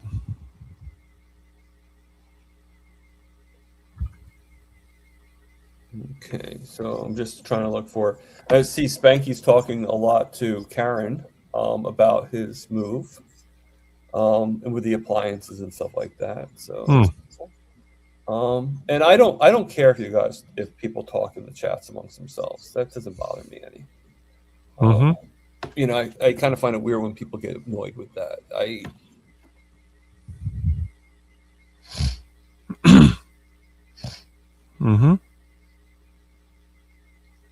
So, Rick, how far are we from turning the key in the ignition and hearing the diesel roar to life? Good question. I have been distracted so much I haven't been able to finish welding up the pieces on the core support or doing the painting. The engine is assembled. It's got one coat of paint, but it still needs more paint. Yeah, but the engine is assembled. Peter saw it. It's sitting on the patio under a tarp. Cool. That was pretty quick. Yeah. Like I said, if it wasn't for all the distractions, it probably would have been done already. But every time I get a side job, it's time to work on the job and then let the truck sit.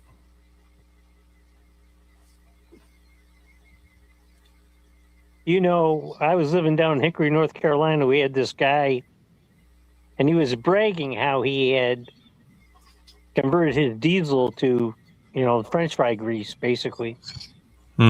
And he shot off his mouth a little too much around town.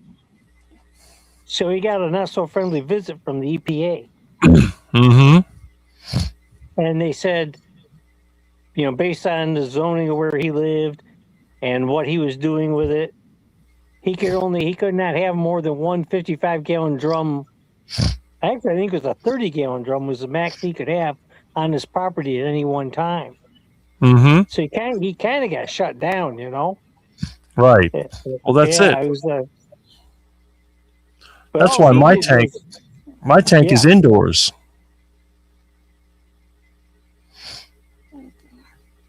There's no way of finding it without breaking into the house. I got a 600-gallon tank that's, originally that was for the heating system, believe it or not.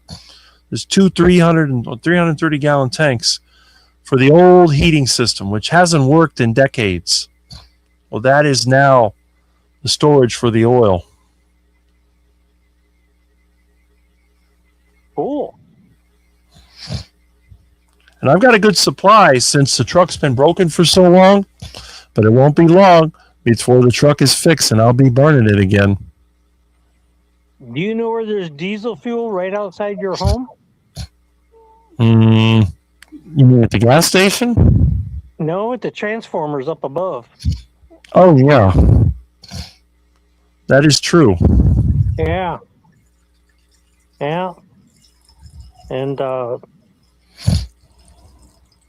saw a guy who was into preparedness, and he had built this umbrella-like thing. Mm-hmm. Hanging on the transformer, drill a hole in it, drain the diesel out. Well, then the transformer overheats and there's no power.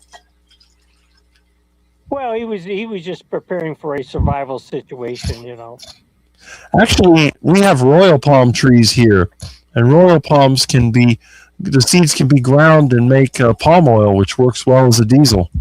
Oh, yeah. But, Mr. Diesel was quite the man. It was like he was a German, but he moved to England. Okay, here we go. Did a lot of his work in England. And I think it was like early 1900 and 1903, right around then, he went to a pub, at happy hour having a beer, and he was approached by the owners of the Bush Brewery from St. Louis. And they negotiated a deal. They paid him $1 million for his diesel patent. And he had a problem with the diesel engine that he had built. He was having a hard time getting the fuel into the engine. And he didn't have the pump technology. So they went off and hired Bosch. Bosch made the original diesel fuel pumps to power the diesel engine with. Yeah, but he had a name that was about a yard long for his diesel engine. And finally his wife said, "You're Randolph Diesel." Rudolph. It's the diesel engine. Rudolph Diesel. There you go. Okay, so I did not know this until now, but it looks like that I was kicked off my own show. So I guess you guys took over for a little bit. So my internet went out for some reason. I don't know why. Must be a network connection. Yeah. I figured though if I was kicked out that everybody would be kicked out, but well, it depends because you're running it off StreamYard, which was remotely hosted. Maybe it holds it for a while. Maybe. But cool. Thank you for holding the fort for me. Welcome back. So I got a few people that that joined in. It looks like, and we have room for anybody else that wants to come on here. Aaron is here. Booby Goats is here, and we also have somebody that I let me see if I can find them. Lions Danivore podcast. Yes. Oh, wasn't he on? Well, I don't know if you were there with us, but wasn't he on with Bob the other day on Sunday? With Bob on Sunday. Oh, yes, he was. Butter Bob? Yep, that's right. Oh, yeah, because I was in there too for a little. He did a video earlier today also. Oh, did he? Yeah, he had like a video. I don't know mine if was I on. subscribed to him or not.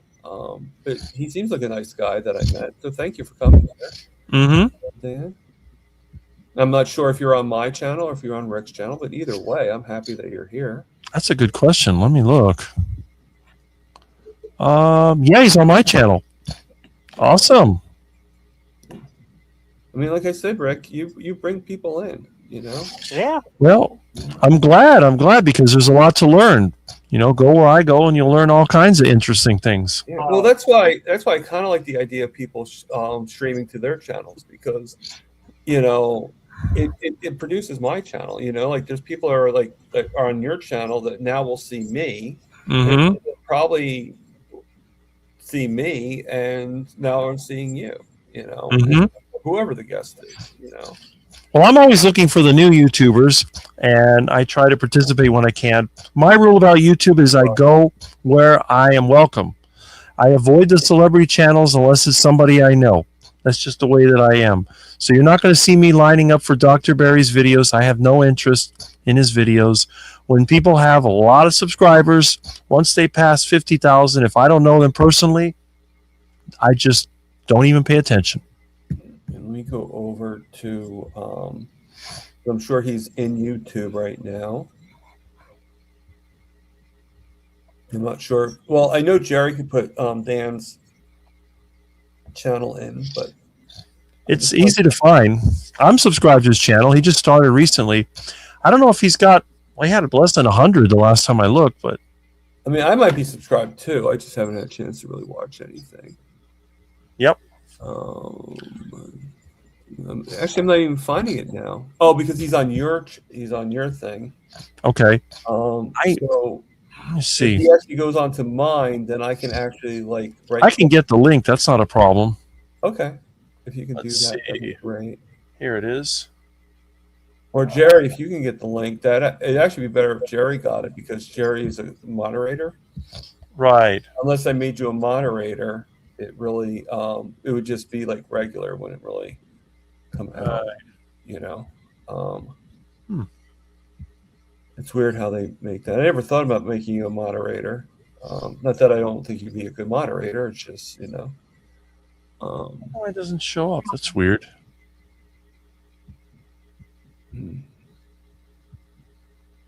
Okay.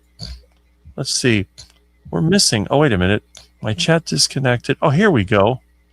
Jonathan had some compliments that I guess got lost. Well, I'm sorry, Jonathan. How many jokers in a pack of cards? That's a good question. Huh. I thought there were 2. Okay. That's what I thought. But maybe it's a trick question.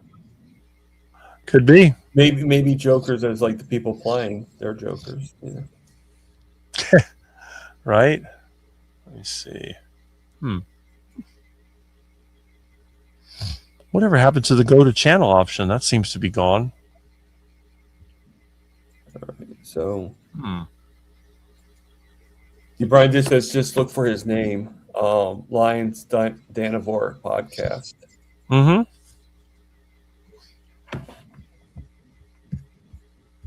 Like I can, well, you know, I don't know, Ken.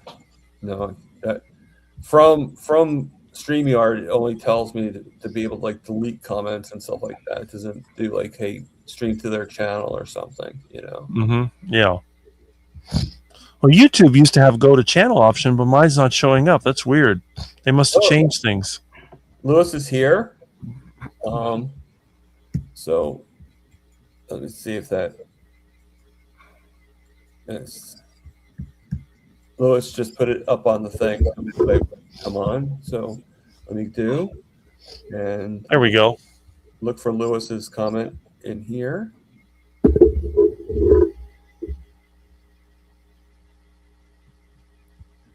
Thank you, Lewis. But now it's not coming up on the thing. Oh, you know what? Maybe I have to refresh it. Yeah, there it is right there. Okay, so Carnivore Jerry actually put it up too. And now I am subscribed. All right. There we are. I wanted to be able to subscribe. And anybody else is here that isn't subscribed to Dan's channel, subscribe to it. You know. Mm-hmm. And Dan, you're welcome to come on here and say hello to us. Yes.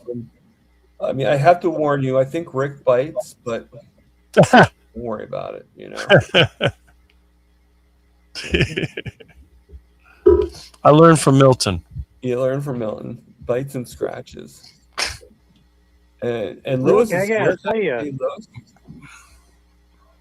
I was watching some videos from the capital of Ecuador. Okay. And in their downtown park, I would say there was an iguana every 10 square feet. Wow. Wow. It was loaded. And like a guy was sitting on a bench, you know, reading the newspaper. Right next to him was an iguana just sitting there in the sun, you know, and I'm thinking like, oh my God, this would be heaven for Rick. Right? Rick would be in total bliss. You got that right. Oh. I mean, they were and they were big. Those things were, you know, they looked. A lot of them looked pretty damn, 2-3 foot. They looked really good size. Mm-hmm. I thought Delicious iguana. a little too close. A little too close for me. Right? Get whipped by one of their tails. Yeah. Let's see. Oh, look, Bride's Biscuit. Yeah, Bride's Biscuits here. Hmm.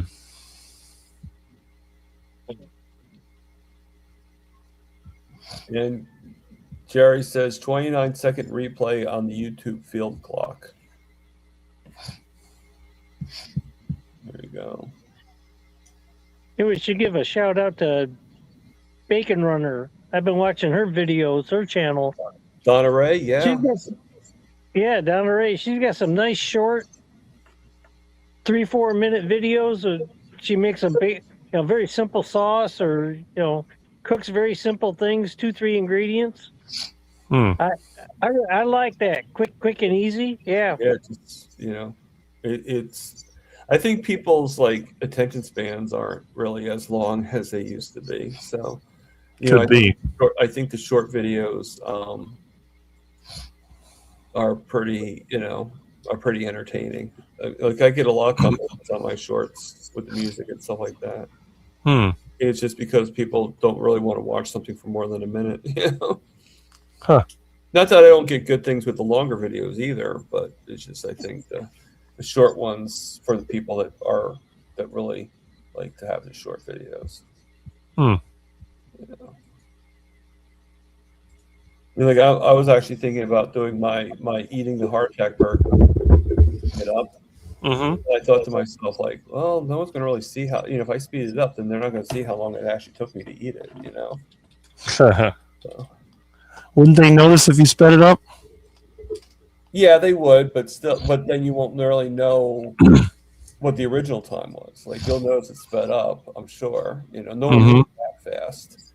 But it would be kind of comical too, eating a heart attack burger, 3 pounds worth of meat for right.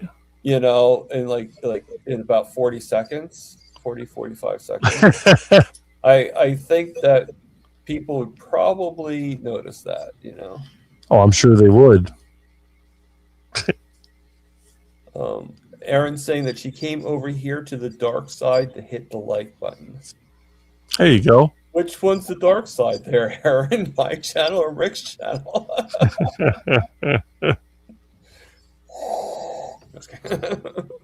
I am your father.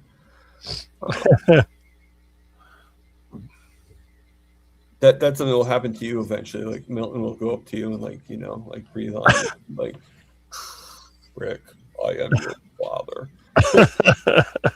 Milton. No. The Black Menace. Erin says she's not telling. Okay. Well, we'll know if you can't come on my channel. So, because Rick doesn't have the link to come on here. I don't think.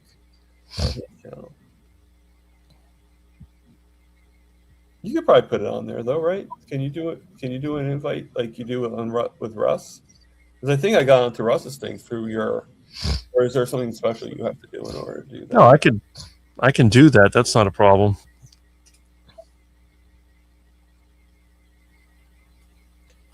And, do it now. Cassandra's saying for Sandy to get up here.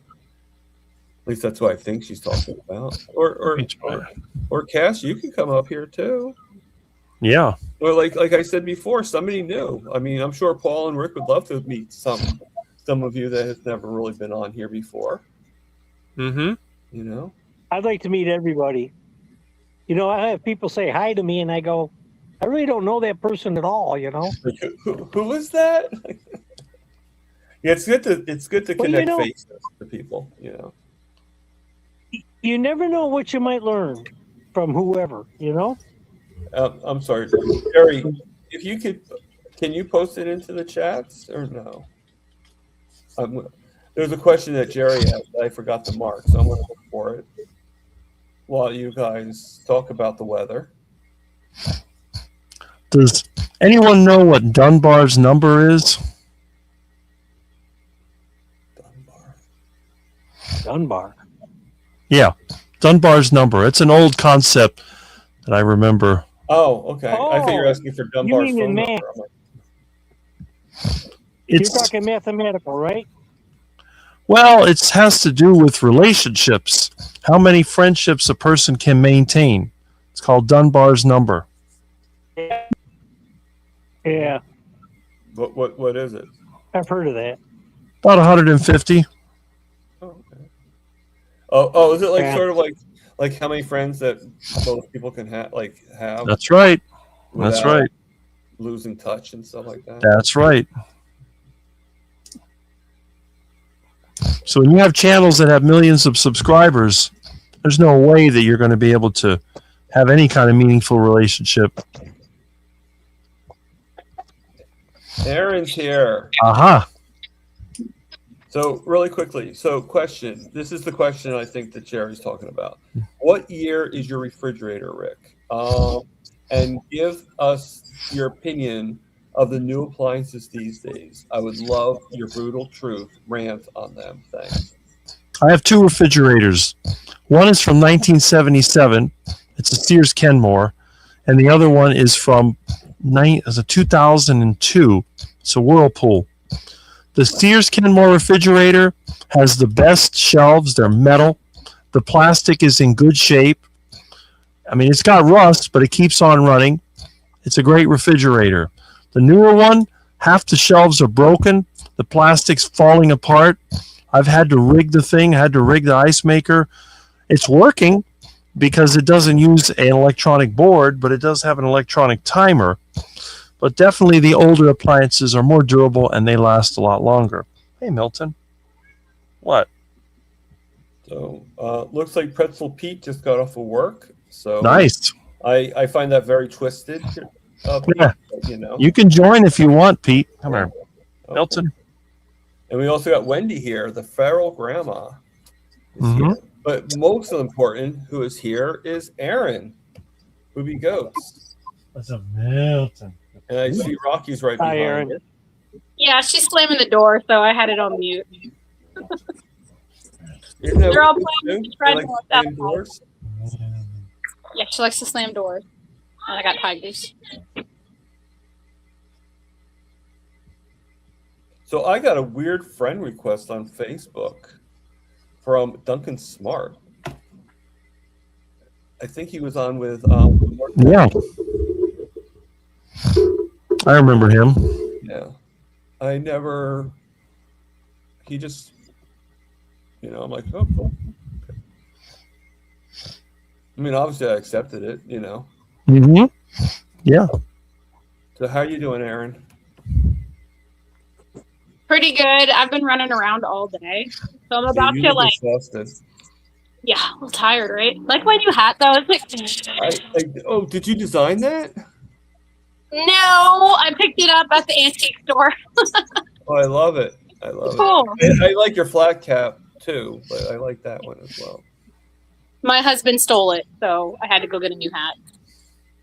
He stole that. Mhm. Okay. Don't worry, I got more on order though.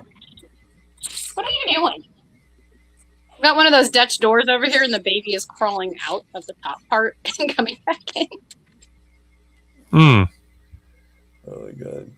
Rocky is such a character. Which is a good thing when you're like that age, Yeah, so the other day a tree fell down and I had to cut it all up and move it to make a big brush pile for a fire. And I thought it was just poison ivy vine. I didn't know that it was Virginia creeper. And I've got Virginia creeper all over my arm. I wore gloves, so it's not on my hand. Right, But but it's on your arms and stuff. So I've been up since like 4 a.m. because I could not sleep. My arms are too itchy. Wasn't fun. I didn't know Virginia creeper would give an allergy. I didn't either. I guess it could. I pull it out all the time. It has like tiny little crystals in it or something, so it gives a reaction like if you're playing with the filler what the hell is that stuff called? Insulation. The insulation, the As fiberglass possible. You know? sucks. Velvet bean is the worst. That's a nightmare.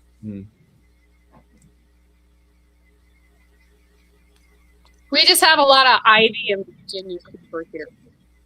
Yay. QQQ, us that a Dutch baby Aaron. Jerry's talking in riddles again. So. Oh. We have to get the special encyclopedia from Rick's vault and find out what Encyclopedia. And Jerry just posted John Together Strong's YouTube channel, so it's great. Thank you, Jerry. I appreciate it. Milton. Bad Milton. I'm sure John likes that too. So you got more than one happy person. Mm-hmm. And yeah, if you guys, Jerry will help you. If you guys want to post your channel on my thing, you're more than welcome. I'm not going to cry over, oh my God, what are they doing? They're doing no, we're a community here. We're here to support each other. It's not just one-sided.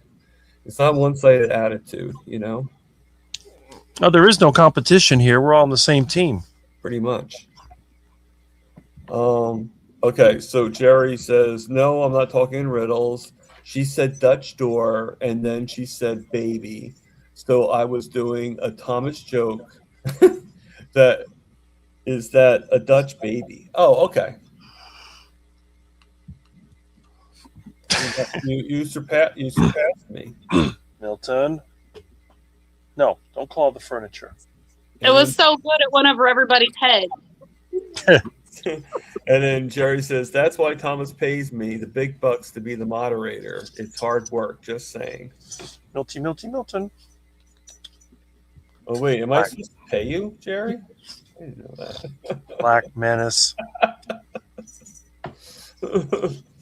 I thought you would just want to volunteer. Black Menace. So, and Wendy says, we're going to be talking about Dutch babies now. Okay. Dutch baby is a strange German pancake, sometimes filled with fruit and eaten with powdered sugar. You could probably make one sort of carnivore. I've made them a few times. They don't take a lot of flour, so I wonder if there's a way. There might be a way. There's a will. It'd be kind of hard with the fruit making that carnivore, but it would definitely be animal-based. You don't put fruit in them, and they're like gigantic pancakes that you make inside of your cast iron. It's crazy. And I used to make them for the kids all the time because they're fun. And they puff in the oven. For a second there, I thought I saw somebody just join us, other than the four of us. So I'm gonna try to make my first attempt on making that bread that I talked about. And then I got the eggs and stuff to make pancakes because I don't have a waffle iron, so I can't make chaffles. And I just find it funny that saying pancakes, Pancakes. It sort of makes it sound like they're Chinese pancakes. International House of Pancakes. Pancakes. So how you? I mean, I was kind of lost for a little bit there, and I know you were talking about some stuff, Paul. And when I watch the video later, I can see what happened while I was gone. But how you doing, Paul? Doing wonderful. Blood glucose has never been better. I heard that. I'm down to almost,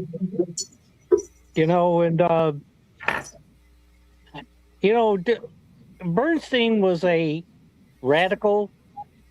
The American Diabetes Association did not like him.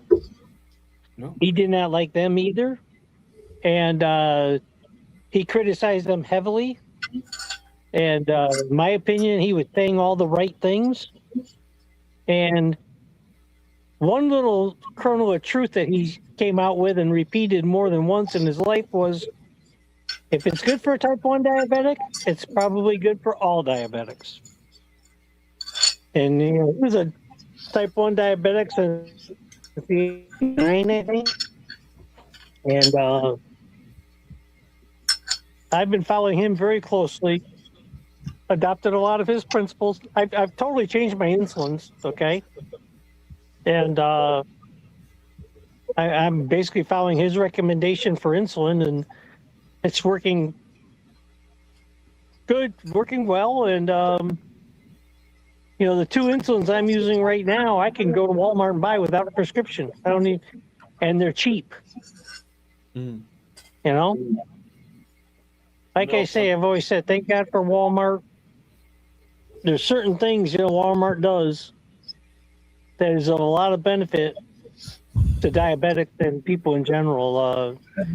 Their needles for either the pens or the syringes are far cheaper than what you pay Beck and Dickinson or the other brands. Their needles are 13 cents a piece, roughly 12, 13 cents a piece. Their needles that screw onto the pens are 18 cents. You go buy them you go buy Beck and Dickinson ones, and they're like 25, 30 cents a piece. And when you're using 4 a day, it starts adding up, Mm. And Walmart, they got that Rely On brand that, they use that to market lower cost diabetes supplies that are every bit as good as the brand names. I use Rely On for my strips. Right now I have the monitor, but I do have them because sometimes you have to calibrate. Yeah, and just you hear a lot of criticism of Walmart, but I think the medical industry forced Walmart not to go into the doctor business. I think they got shut down. Right. Yeah, it's true. I think somebody pushed back on them, and cause they were going to have a clinic. You walk in and pay your $25 or whatever, see the doc, and whatever was wrong with you, strep throat, whatever, and I think they got shut down by the medical community. I could be wrong, but okay, it sounds like a likely scenario.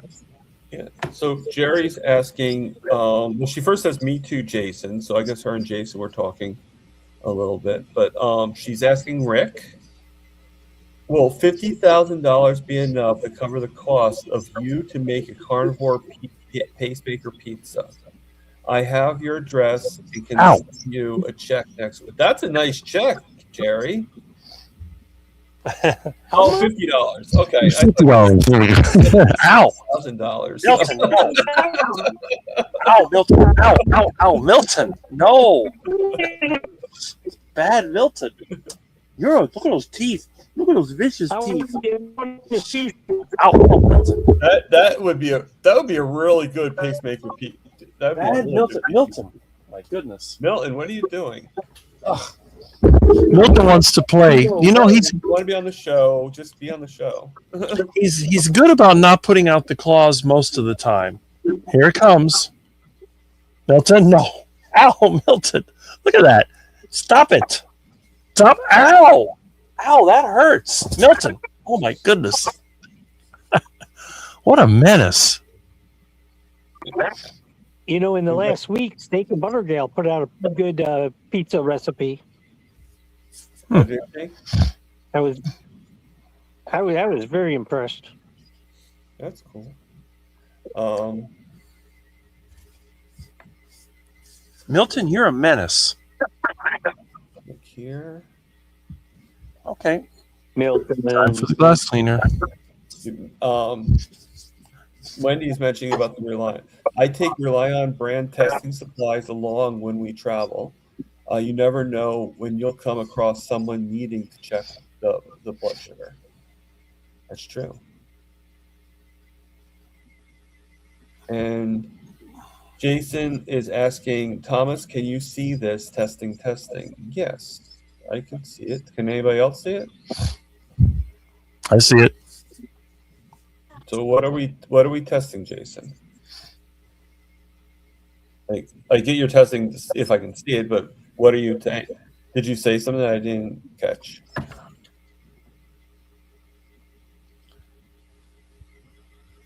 And you want to come on here, Jason? You're more than welcome to come on here. I think he had a question.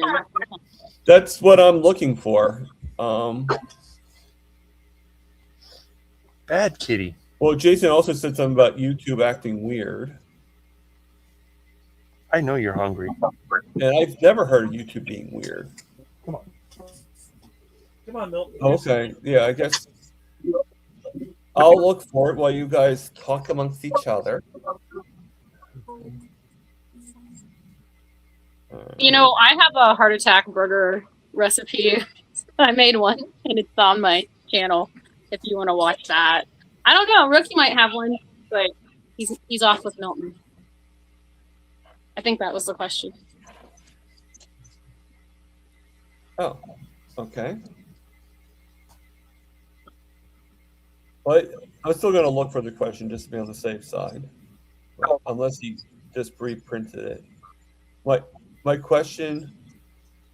Oh, okay. My question: when can Rick try to make the heart attack burger? Right. You could probably try to make it anytime, right? You did it on Yeah. channel, right? So. Yeah, I haven't made any because I've been boycotting the store because the ground beef is too expensive. As soon as the price of ground beef goes down, I'm going to load up on it. I'm going to make one heck of a heart attack. It'll be the biggest one in a while. That's going to be a year to 18 months at least. Okay. Oh man, It takes a long time to go. So, yeah. It was my brain, Jerry. Let's set it to that, and it explains everything. John, I just went to check my punctuation, and it clearly says $50. I just think Thomas is being his usual Thomas. Dad joke. Self, if you know, you know. Huh. I think my eyes just saw the comma instead of the period. You did fine, Jerry. You always do. You always do wonderful. What is it, Milton? I gave you meat. You're going to bother me? I gave you meat.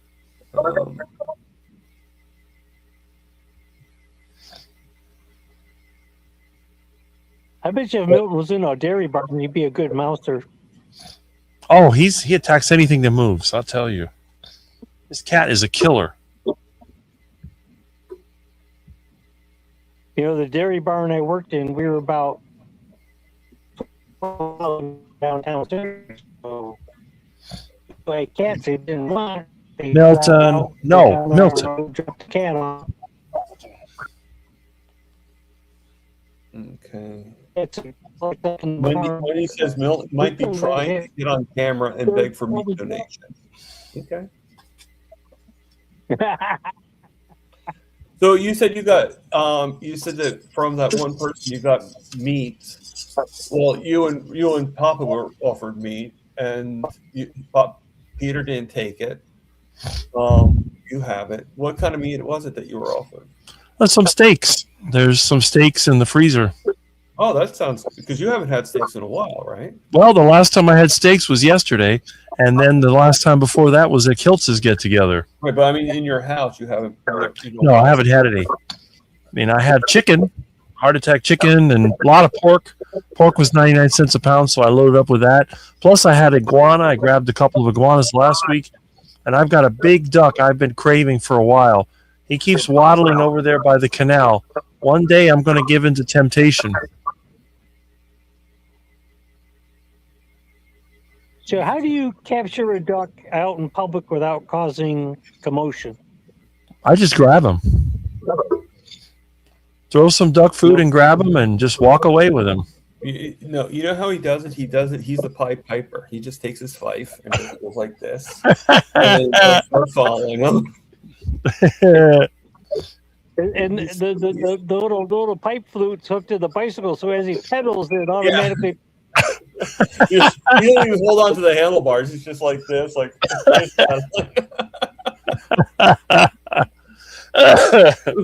Takes his third arm, has the camera in front, There's somebody you don't like. Take a cheap harmonica, okay? Stick it in exhaust. And tape it to the frame. So the air will go through it.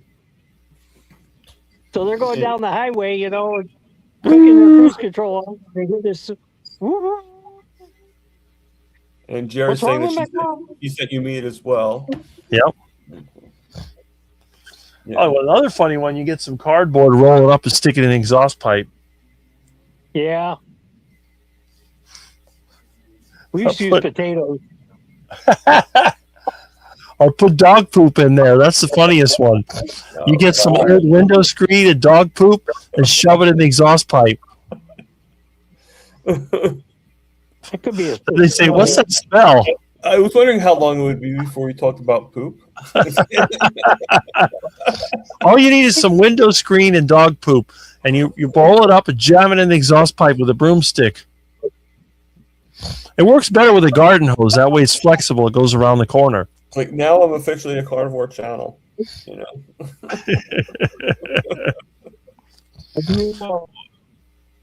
Around here, poop is a valuable resource. Yeah. You know what, Rick? The whole conversation's crap to me. We just lost Erin. She had to go, I think. Okay, I'm sorry, Erin, if I didn't hear you. Rick, you'd have to get one heck of a big container if you had a dairy go into production. No. Got to get all that poop fermented, and then it turns into fertilizer. Scoop it up with a trailer and a bobcat. Plant-based mama. Okay. Oh, that's the other troll, I think. On your channel? Yeah. Okay. I hope not a bad troll. Ah, it's fine. The trolls are welcome on my channel at all times. Well, I mean, yeah, if you're a good troll, I could care less. If you're... And I see we lost Paul, too. Oh.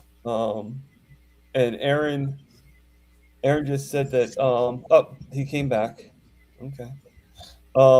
Aaron, I got to start that bonfire by everybody. Well, I hope you have. All right. I love bonfires, especially like when you're with family and stuff. Oh, yeah. Light it up. And Jerry says, "Trolls, am I oblivious?" There you go. And Aaron says, with her evil laugh, "Burn, fire, burn." And I don't know if you guys know this or not, but Aaron is actually the inspiration of my new shirt design. Really? Yeah. Well, that's good. Yes, she wanted to do something similar to her shirt and Mitch's shirt with a cigar, but so she just figured she would do, I guess, like a prime rib smoking a cigar. It sounds weird, but to me it looked cool, so I put it up. Except you don't smoke cigars. I have. I smoke cigars. Oh yeah. Yeah. I don't smoke them like Rich does. No, but if there's an occasion, I will. Like I've actually smoked for my promotions, and I smoked a couple of times with my brother-in-law around the fire pit. Oh, like if I went to Mitch's house, I definitely would have a Well, there was a lot of cigars there yesterday. That's for sure. Yeah, I mean, Really? Cool. I would definitely if Dr. Kiltz and Mitch both said to me, "Hey, you want to have a cigar?" Do you think I'm going to say no to them? That's true. You know, That's true. And Erin just said that she got to mention that her T-shirt shipped this week. Hopefully, I get it sometime. And Erin, I hope that you show it and send me a picture. Email me a picture of you wearing it, and then I'll show it on my channel when I do my next live. Hopefully, you'll get it before. Actually, hopefully, you'll get it before I do a return interview with you.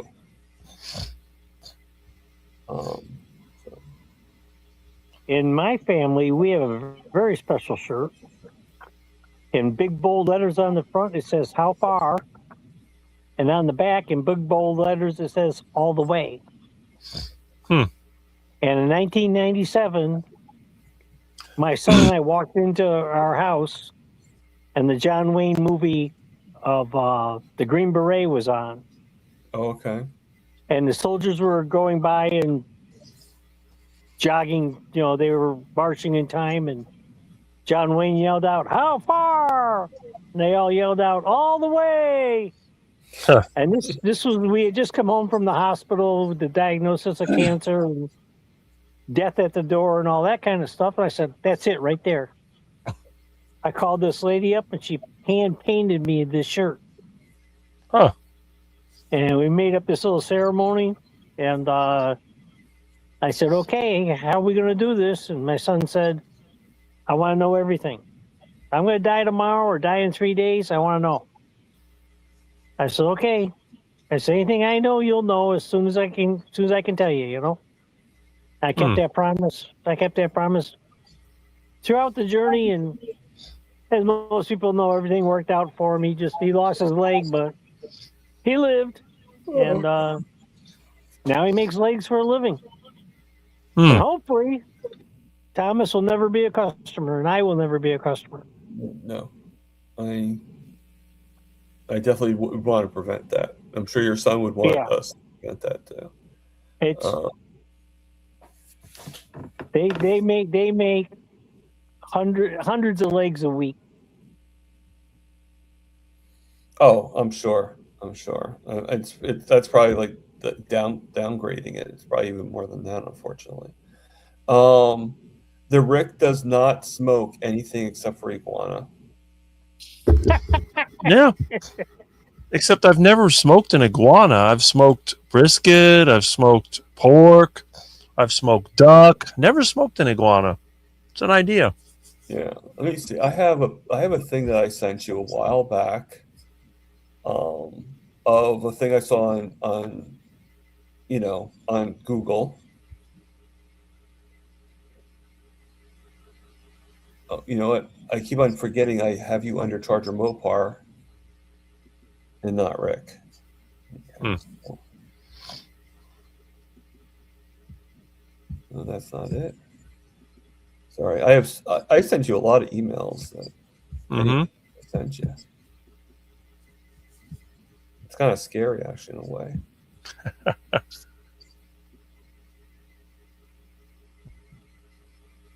don't think that's it. I saw it a few seconds ago, so I know I have it. No,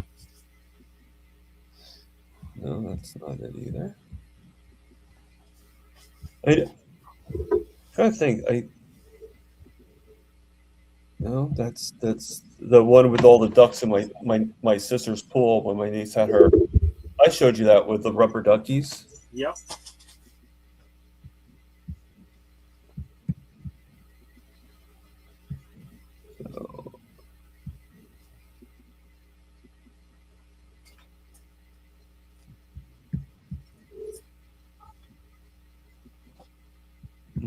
Now I'm not finding it.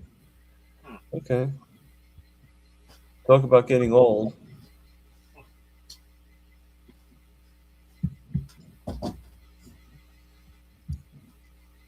Well, when I have my own little place, I hope to raise Muscovy ducks. I found it. Okay. So I'm going to put it on the thing.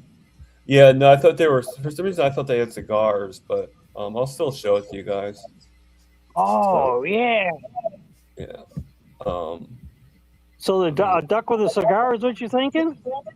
No, it's a Google picture I have of a couple of iguanas, but is Rick even here? I got to do something.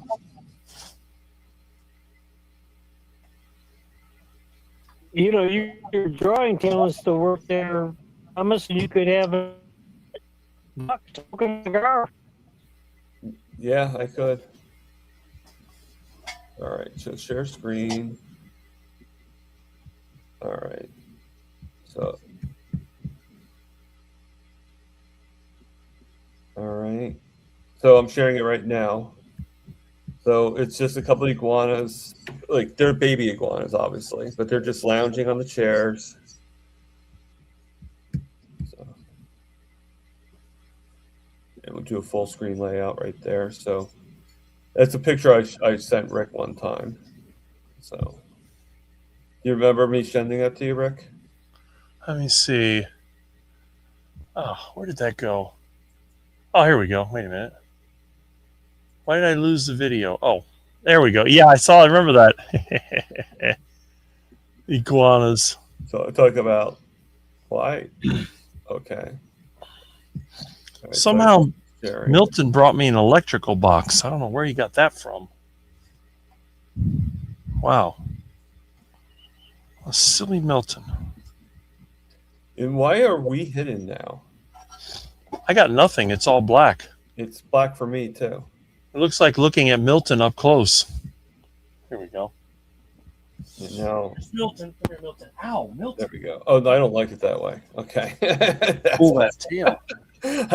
I don't like it when it's like all Milton, three heads ow. are so huge, you know? Milton, stop it. All right. So we got two people who just joined us. Grandma's Crochet Corner Aha, Barbara. and Terry Girl is here. Terry Sue is here. And Plant-Based Mama just asked, when was the last time each panel guest ate duck food? Question. That's a good question.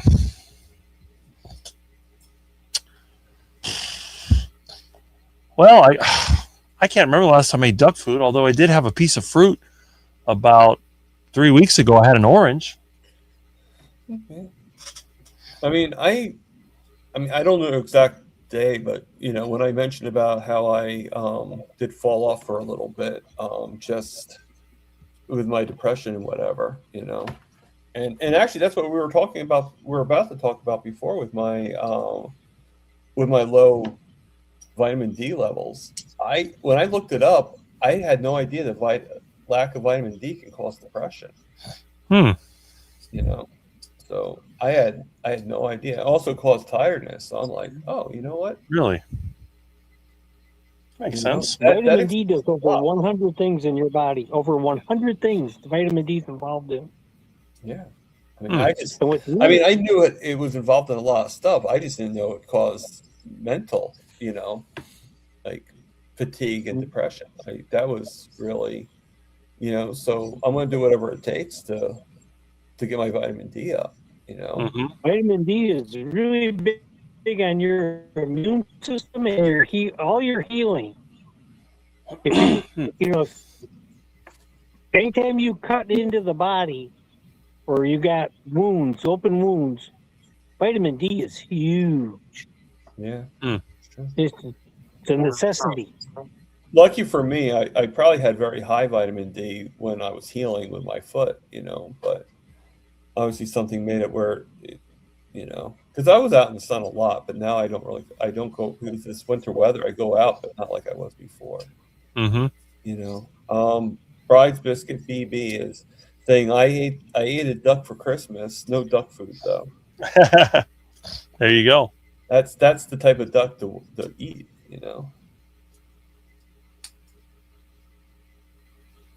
I've only ever had one, but the Muscovy duck, in my opinion, is just one of the greatest foods on the earth. I agree. Second only to beef, I would think. I don't know. The breast meat is very much like is close to beef as far as I can tell. Yeah, I definitely would have to try it. I don't think we have a Muscovy duck around here. Some places call it Barbary duck. Okay. So Bride's Biscuits vitamin D was 25. when I was taking 8 depression meds, Thomas. 105 now, 0 meds, coincidence. Okay, so I'm definitely in case you guys didn't hear the number, my vitamin D level is at 13.3 according to my blood work. Yeah, you wanted above 50 and below 100. Yeah. Yeah, I think it was Dr. Nelson or Dr. Phil that said it really optimal is probably like anything between 40 and 75 is. Yeah. You just don't want to go over 100 very long. Right. I mean, heck, you know. It's why I mean, right. I'm not on any depression meds or anything like that. Like I get depressed, but not enough for a doctor to give me medication. Yeah. Those are the worst drugs they ever came up with. Yeah. Yeah. I'm probably better off not being. They can be very dangerous. And you know, the mind is I got a car passed over me in the parking lot, knocked me unconscious. Sweetheart. Okay. I wound up in the hospital, and I was hallucinating. And that was the weirdest thing I ever had happen to me in my life. And I thought I'd been captured by the CIA. I was being interrogated by the CIA. You know, I was about to be tortured, and the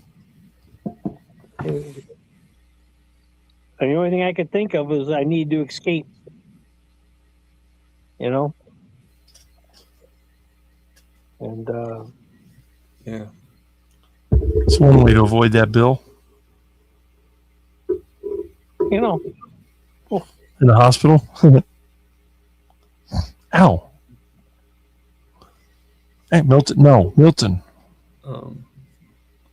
Okay, so if you could eat one carb for the rest of your life without any negative effects, what would it be? I'm going to guess mango? No? For you? I don't know. There's no food that I prefer that has carbohydrates. They're like survival foods. I'd rather just have unlimited steak, and then I never have to worry about carbohydrates. You could stake your life on that. Oh, yeah. I mean, survival food, probably my favorite survival food is plantains because it doesn't affect me in a bad way. That's what I was looking at, plantains. I was thinking mango because, you know. Right. Because I remember you mentioning one time when we were talking about strawberry poop gas. Mm-hmm. You know, you're like, well, you know, mango sounds better, you know. Yeah. I hate strawberries. I find them disgusting. The smell, the taste is horrible. I just feel like throwing up.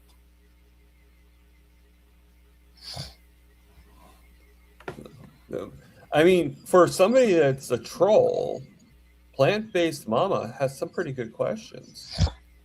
Well, that's it. Everyone's welcome here. Yeah. Somebody used the name troll. I just, whatever. I don't care where you're from. If you are a vegan and you are on my channel, I welcome you. Now, that would be an interesting YouTube name. If you, like, put your YouTube name out, like something like Not Another Troll on your channel or something like that. You know? Well, you know, like not another teen movie or not another series. You know, a vegan is a carnivore that took the wrong fork in the road, okay? But really, think about it. They were in search of a better diet, okay? Yeah. And at some point in time, they had to make the decision, plant-based or meat-based, you know? What really boils down to, in my opinion, and they wouldn't say they, you know, either choice is a good one at the time because you're cutting out the processed foods. And, you know, when you look at the graphs of seed oils and the graphs of the corn syrup and the graphs of the ultra-processed foods, it follows our obesity and our type 2 diabetes right to a T. 54% of America is type 2 diabetic now, okay? Either 54%. pre-diabetic, type 2 diabetic, or 54%. Every other person. By 2030, it will hit 60%. And every 3 minutes, a leg is cut off a diabetic. Every 3 minutes. Every 45 seconds, a toe is cut off. Okay? It's $1.5 billion a day. Okay? And by 2030, it's expected to cross over to $1 trillion a year, just diabetes, okay? You go up to the hospital, you got 100 patients there. 33 of them are there for a diabetic type 2 reason. 33. 1 out of 3 patients in the hospital is there due to diabetes. And that's going up every year. 2, 3, 4%. It's expected to be that 1/2 of all hospital patients in 4 years will be in there for a diabetes-related complication. And here's the amazing thing is, Barry's touched upon this. Bernstein's goes into it very deeply. There's a lot of studies out there that are very good studies that show the lower your A1C, not only the longer are you probably going to live, but your percentage of any potential complication just goes down, down, down. That's why in the last 4 or 5 weeks, I've taken my target to be from 70 to 130. That was my target range for my blood glucose. My target now is 70 to 100. I've squeezed it down. I watch my blood sugar a lot closer, and I adjust a lot more often. And I really have to thank. I'm a believer in what everything Bernstein says. I really have taken to heart.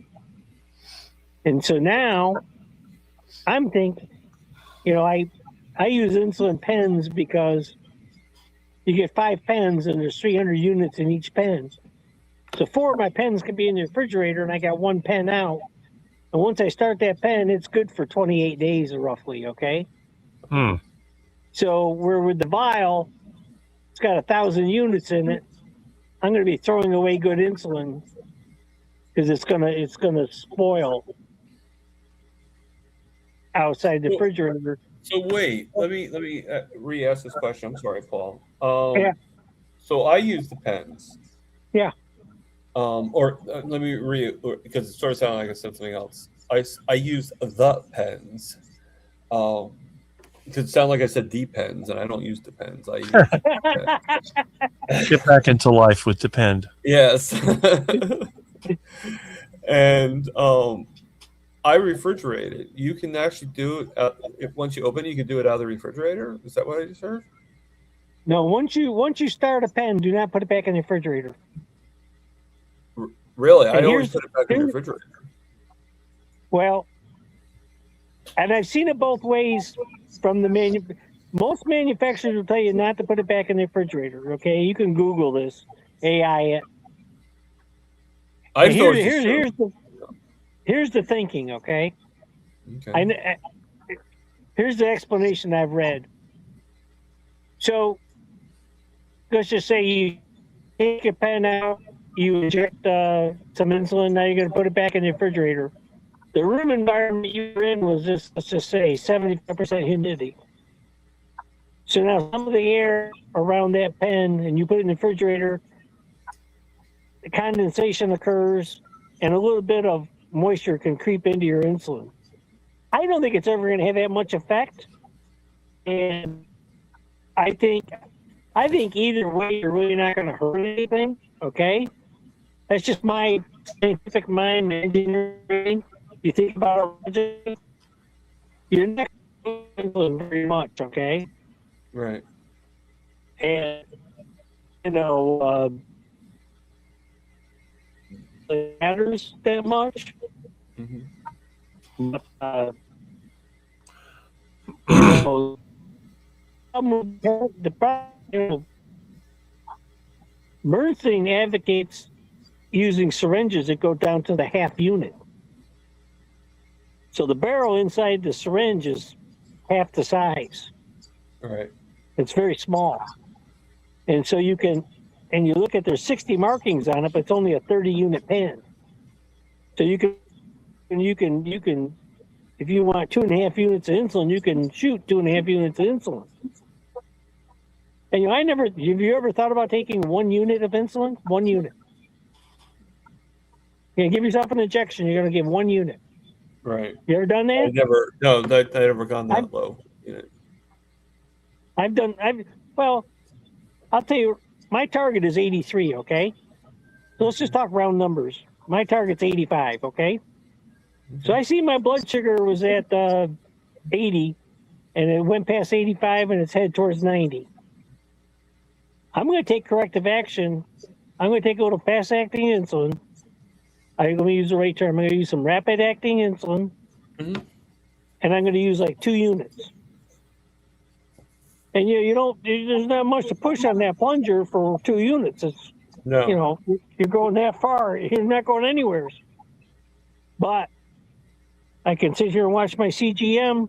I'll go to 90, 92, to turn around, come back down to 80, 81, 82. We just add 2 units of insulin. And Bernstein even goes in, Bernstein, sorry if I mispronounce his name sometimes. Well, I'm sure he would care less either way. Yeah. He even talks about the proper way to withdraw the needle from your body, okay? And the correct amount of time to leave the needle in your body, okay?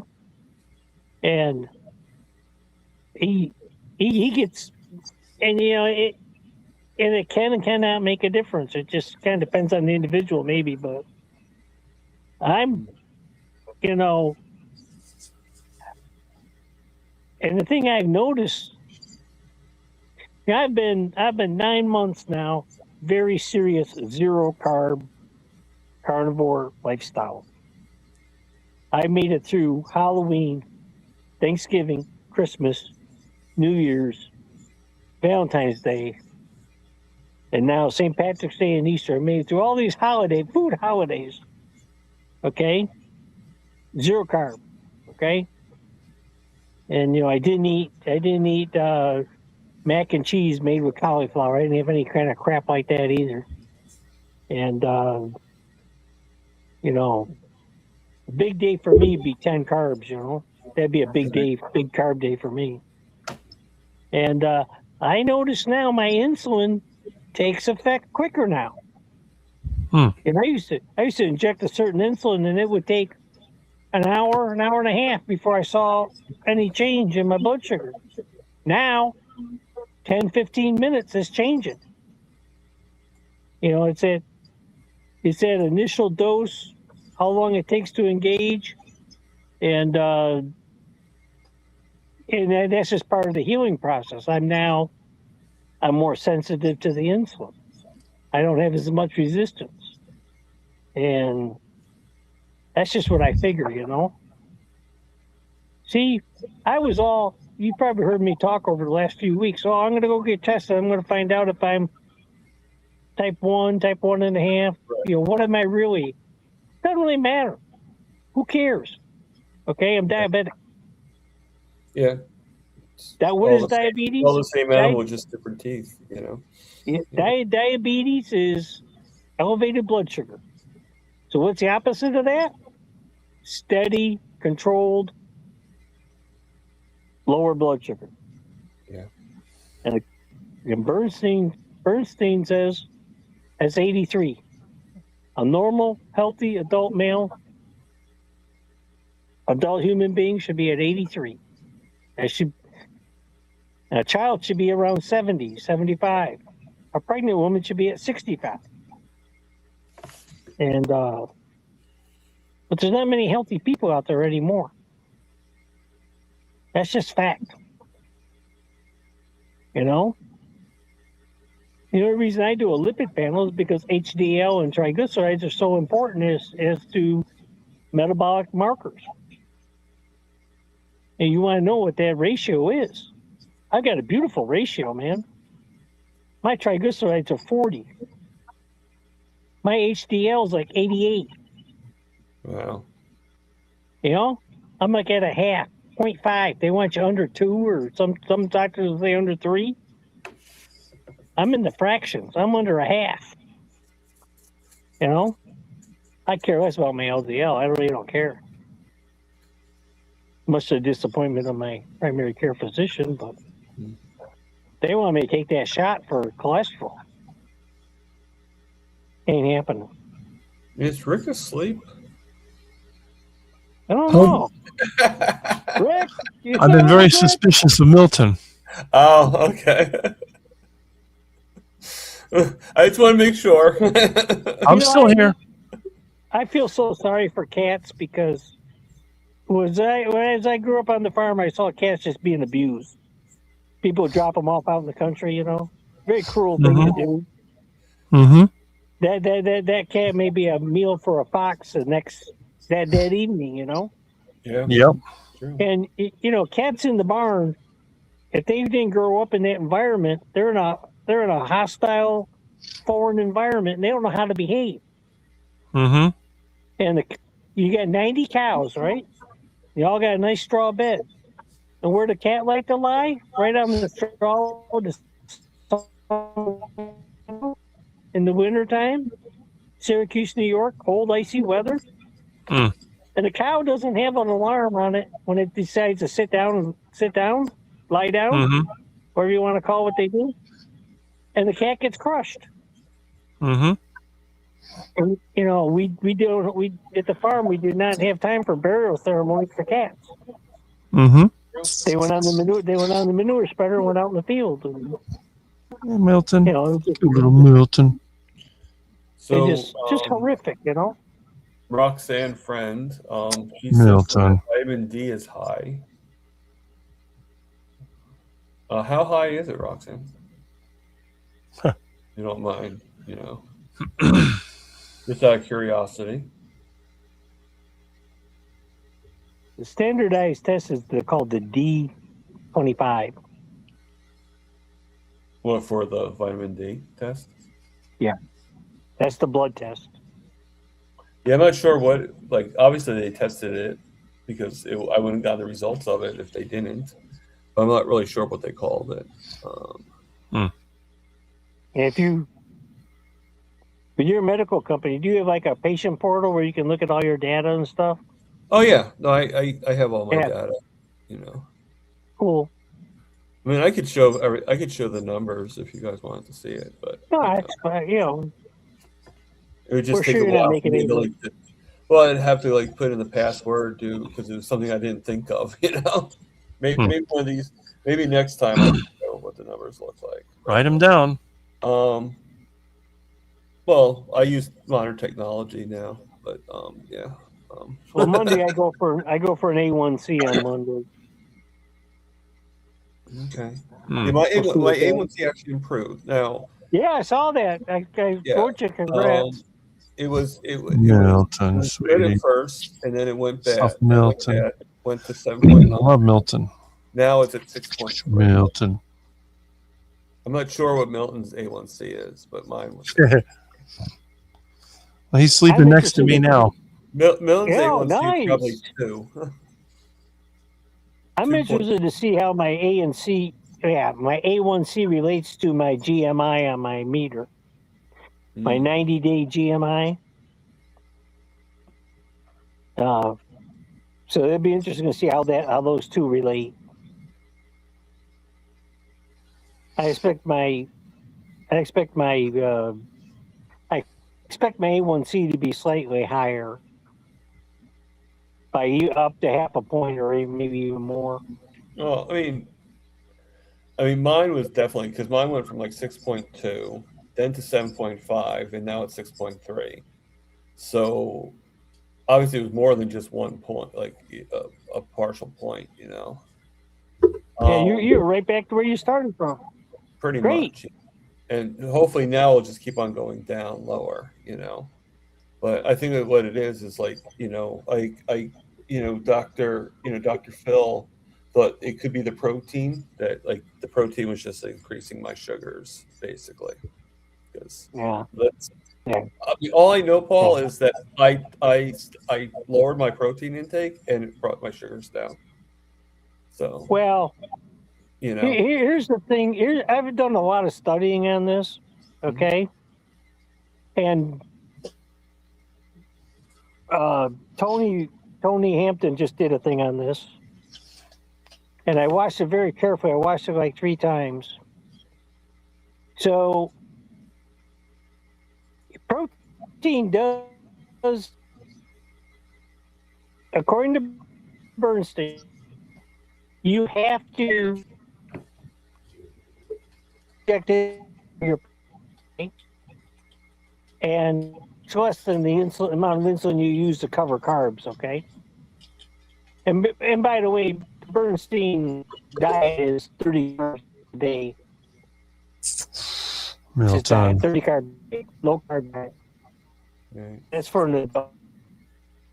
So why does the make glucose? What was the liver to make glucose? There are 2 hormones that do that.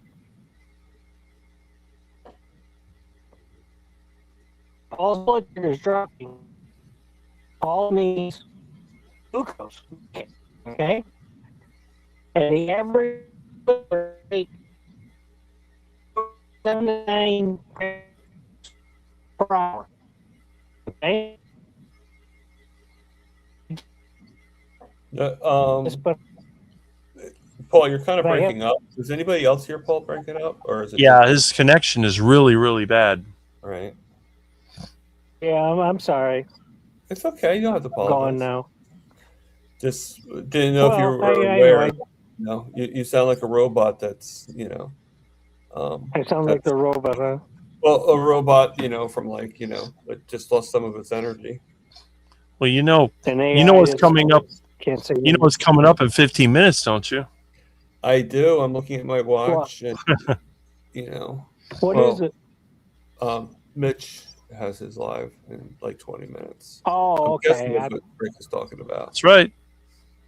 There's only so many I can do, and Milton, I've he's not been to cute. that one in a long time. Soft Milton. But you're, and a healthy kidney can make a lot of glucose too. Hmm. And there's like 4 different places in your body where it can make its own glucose. It can happen in your brain.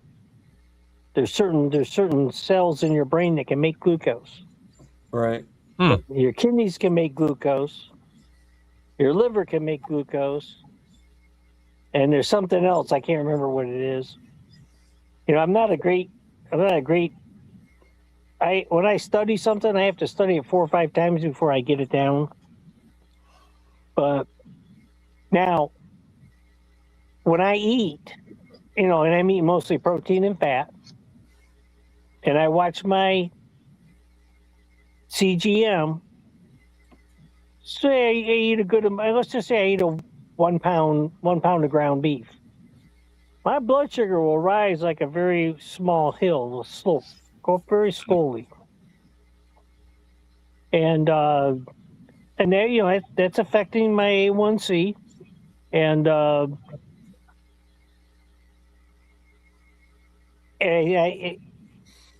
that's kind of what happens. So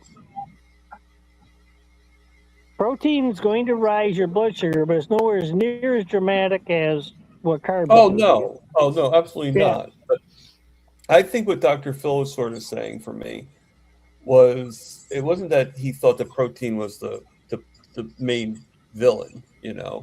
I think what it was like, here I am. I'm not really eating any carbs, except for what I've mentioned before on my channel and stuff like that.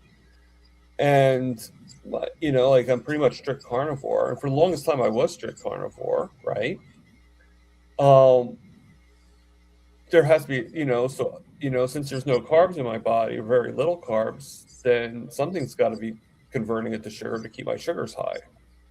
And so I think he was just, subjecting, like thinking like, okay, well, why don't we lower your protein and see what happens with that? And that started working, So, I mean, now we're at about 100, between 110 to 120 grams of protein now per day.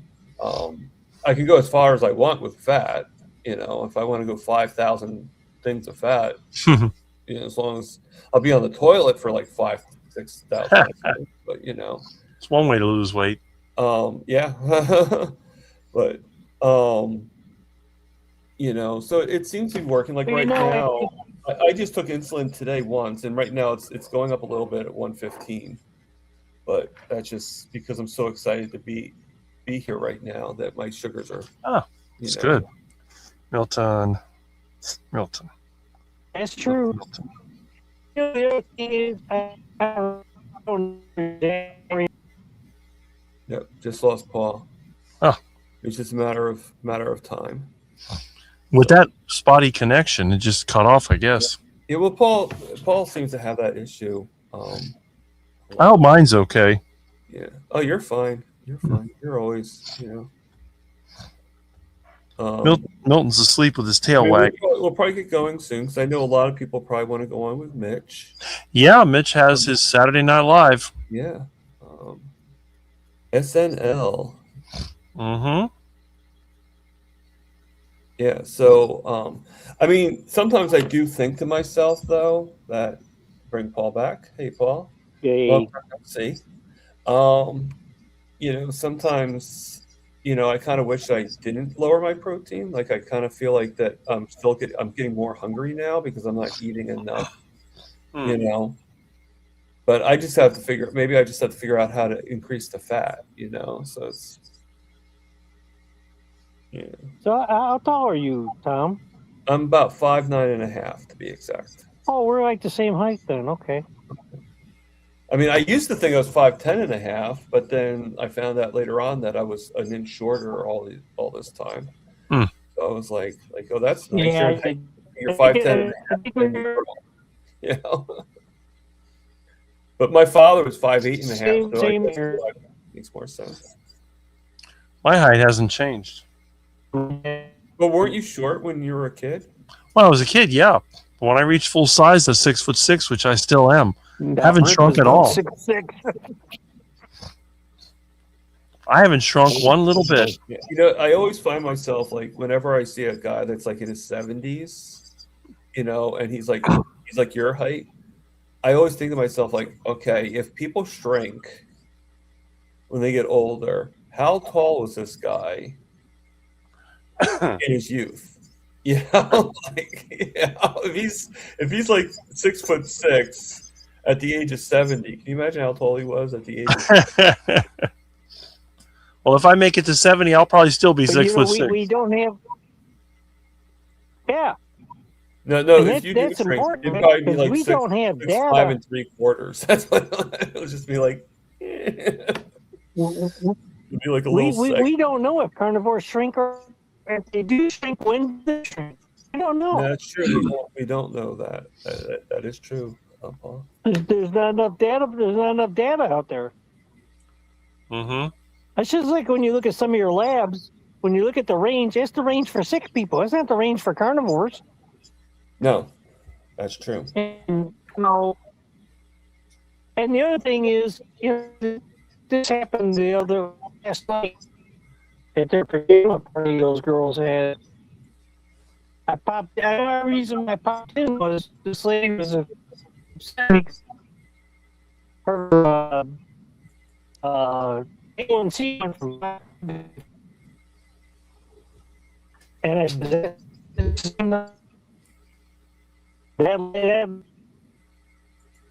Oh, did I lose both Paul and Rick? I don't know. I'm here. Oh, okay. You went black. You're black now, and I mean, I'm not trying to be racist. I'm just saying you're black. I've been Miltonized. You've been Miltonized. Right. Okay, so That is weird. we'll probably end soon. I mean, I'm guessing a few people are going to want to see go on to Mitch's thing. Mm-hmm. And, I'm sure Milton's going to attack Rick eventually. He's sleeping. What a cutie. Softy. Yeah, so I gotta figure out how to increase because I think that, the one thing it does affect is your sleep. Mm-hmm. So I think that if I can improve my sleep, that probably will improve my sugars too, because the bad sleep can also affect the sugars. Yeah, that's true. So That's true.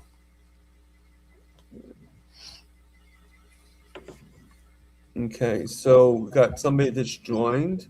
BK, Belgian Carnivore. Hey, BK. Mm-hmm. Why am I having a feeling she's on your channel? Yes. One of my regulars. See, well, I have my regulars and you have your regulars, but most of my regulars are your regulars. So. That's right. We're all a team here. We're not in a competition. Nope. Yeah. All right. Well, I'm going to end the show. All right. It was great having you on, Rick. I appreciate it. I appreciate any time you come on, whether it's on just like one of the panel talk or DC is here. Hey, DC. We are I can't speak for Rick, but I'm doing freaking fantastic, DC. So, like what was it Rick said? What was it Mitch says all the time? If I was any better, it would be illegal. Yeah. And Mitch will be the next step. In a few minutes, we'll be with Mitch. So it's one live to the other today. Great. Same thing tomorrow. Yeah, I might join in for a little bit. Not really sure. I have to feel the room. There you go. See if it's lively enough. Yeah, feel the room. See what the tone is. Yeah. All right. So, live, love, heal, and for God's sakes, people. In Rick's case, especially the Muscovy duck. Mm-hmm. Eat the meat. Mm-hmm.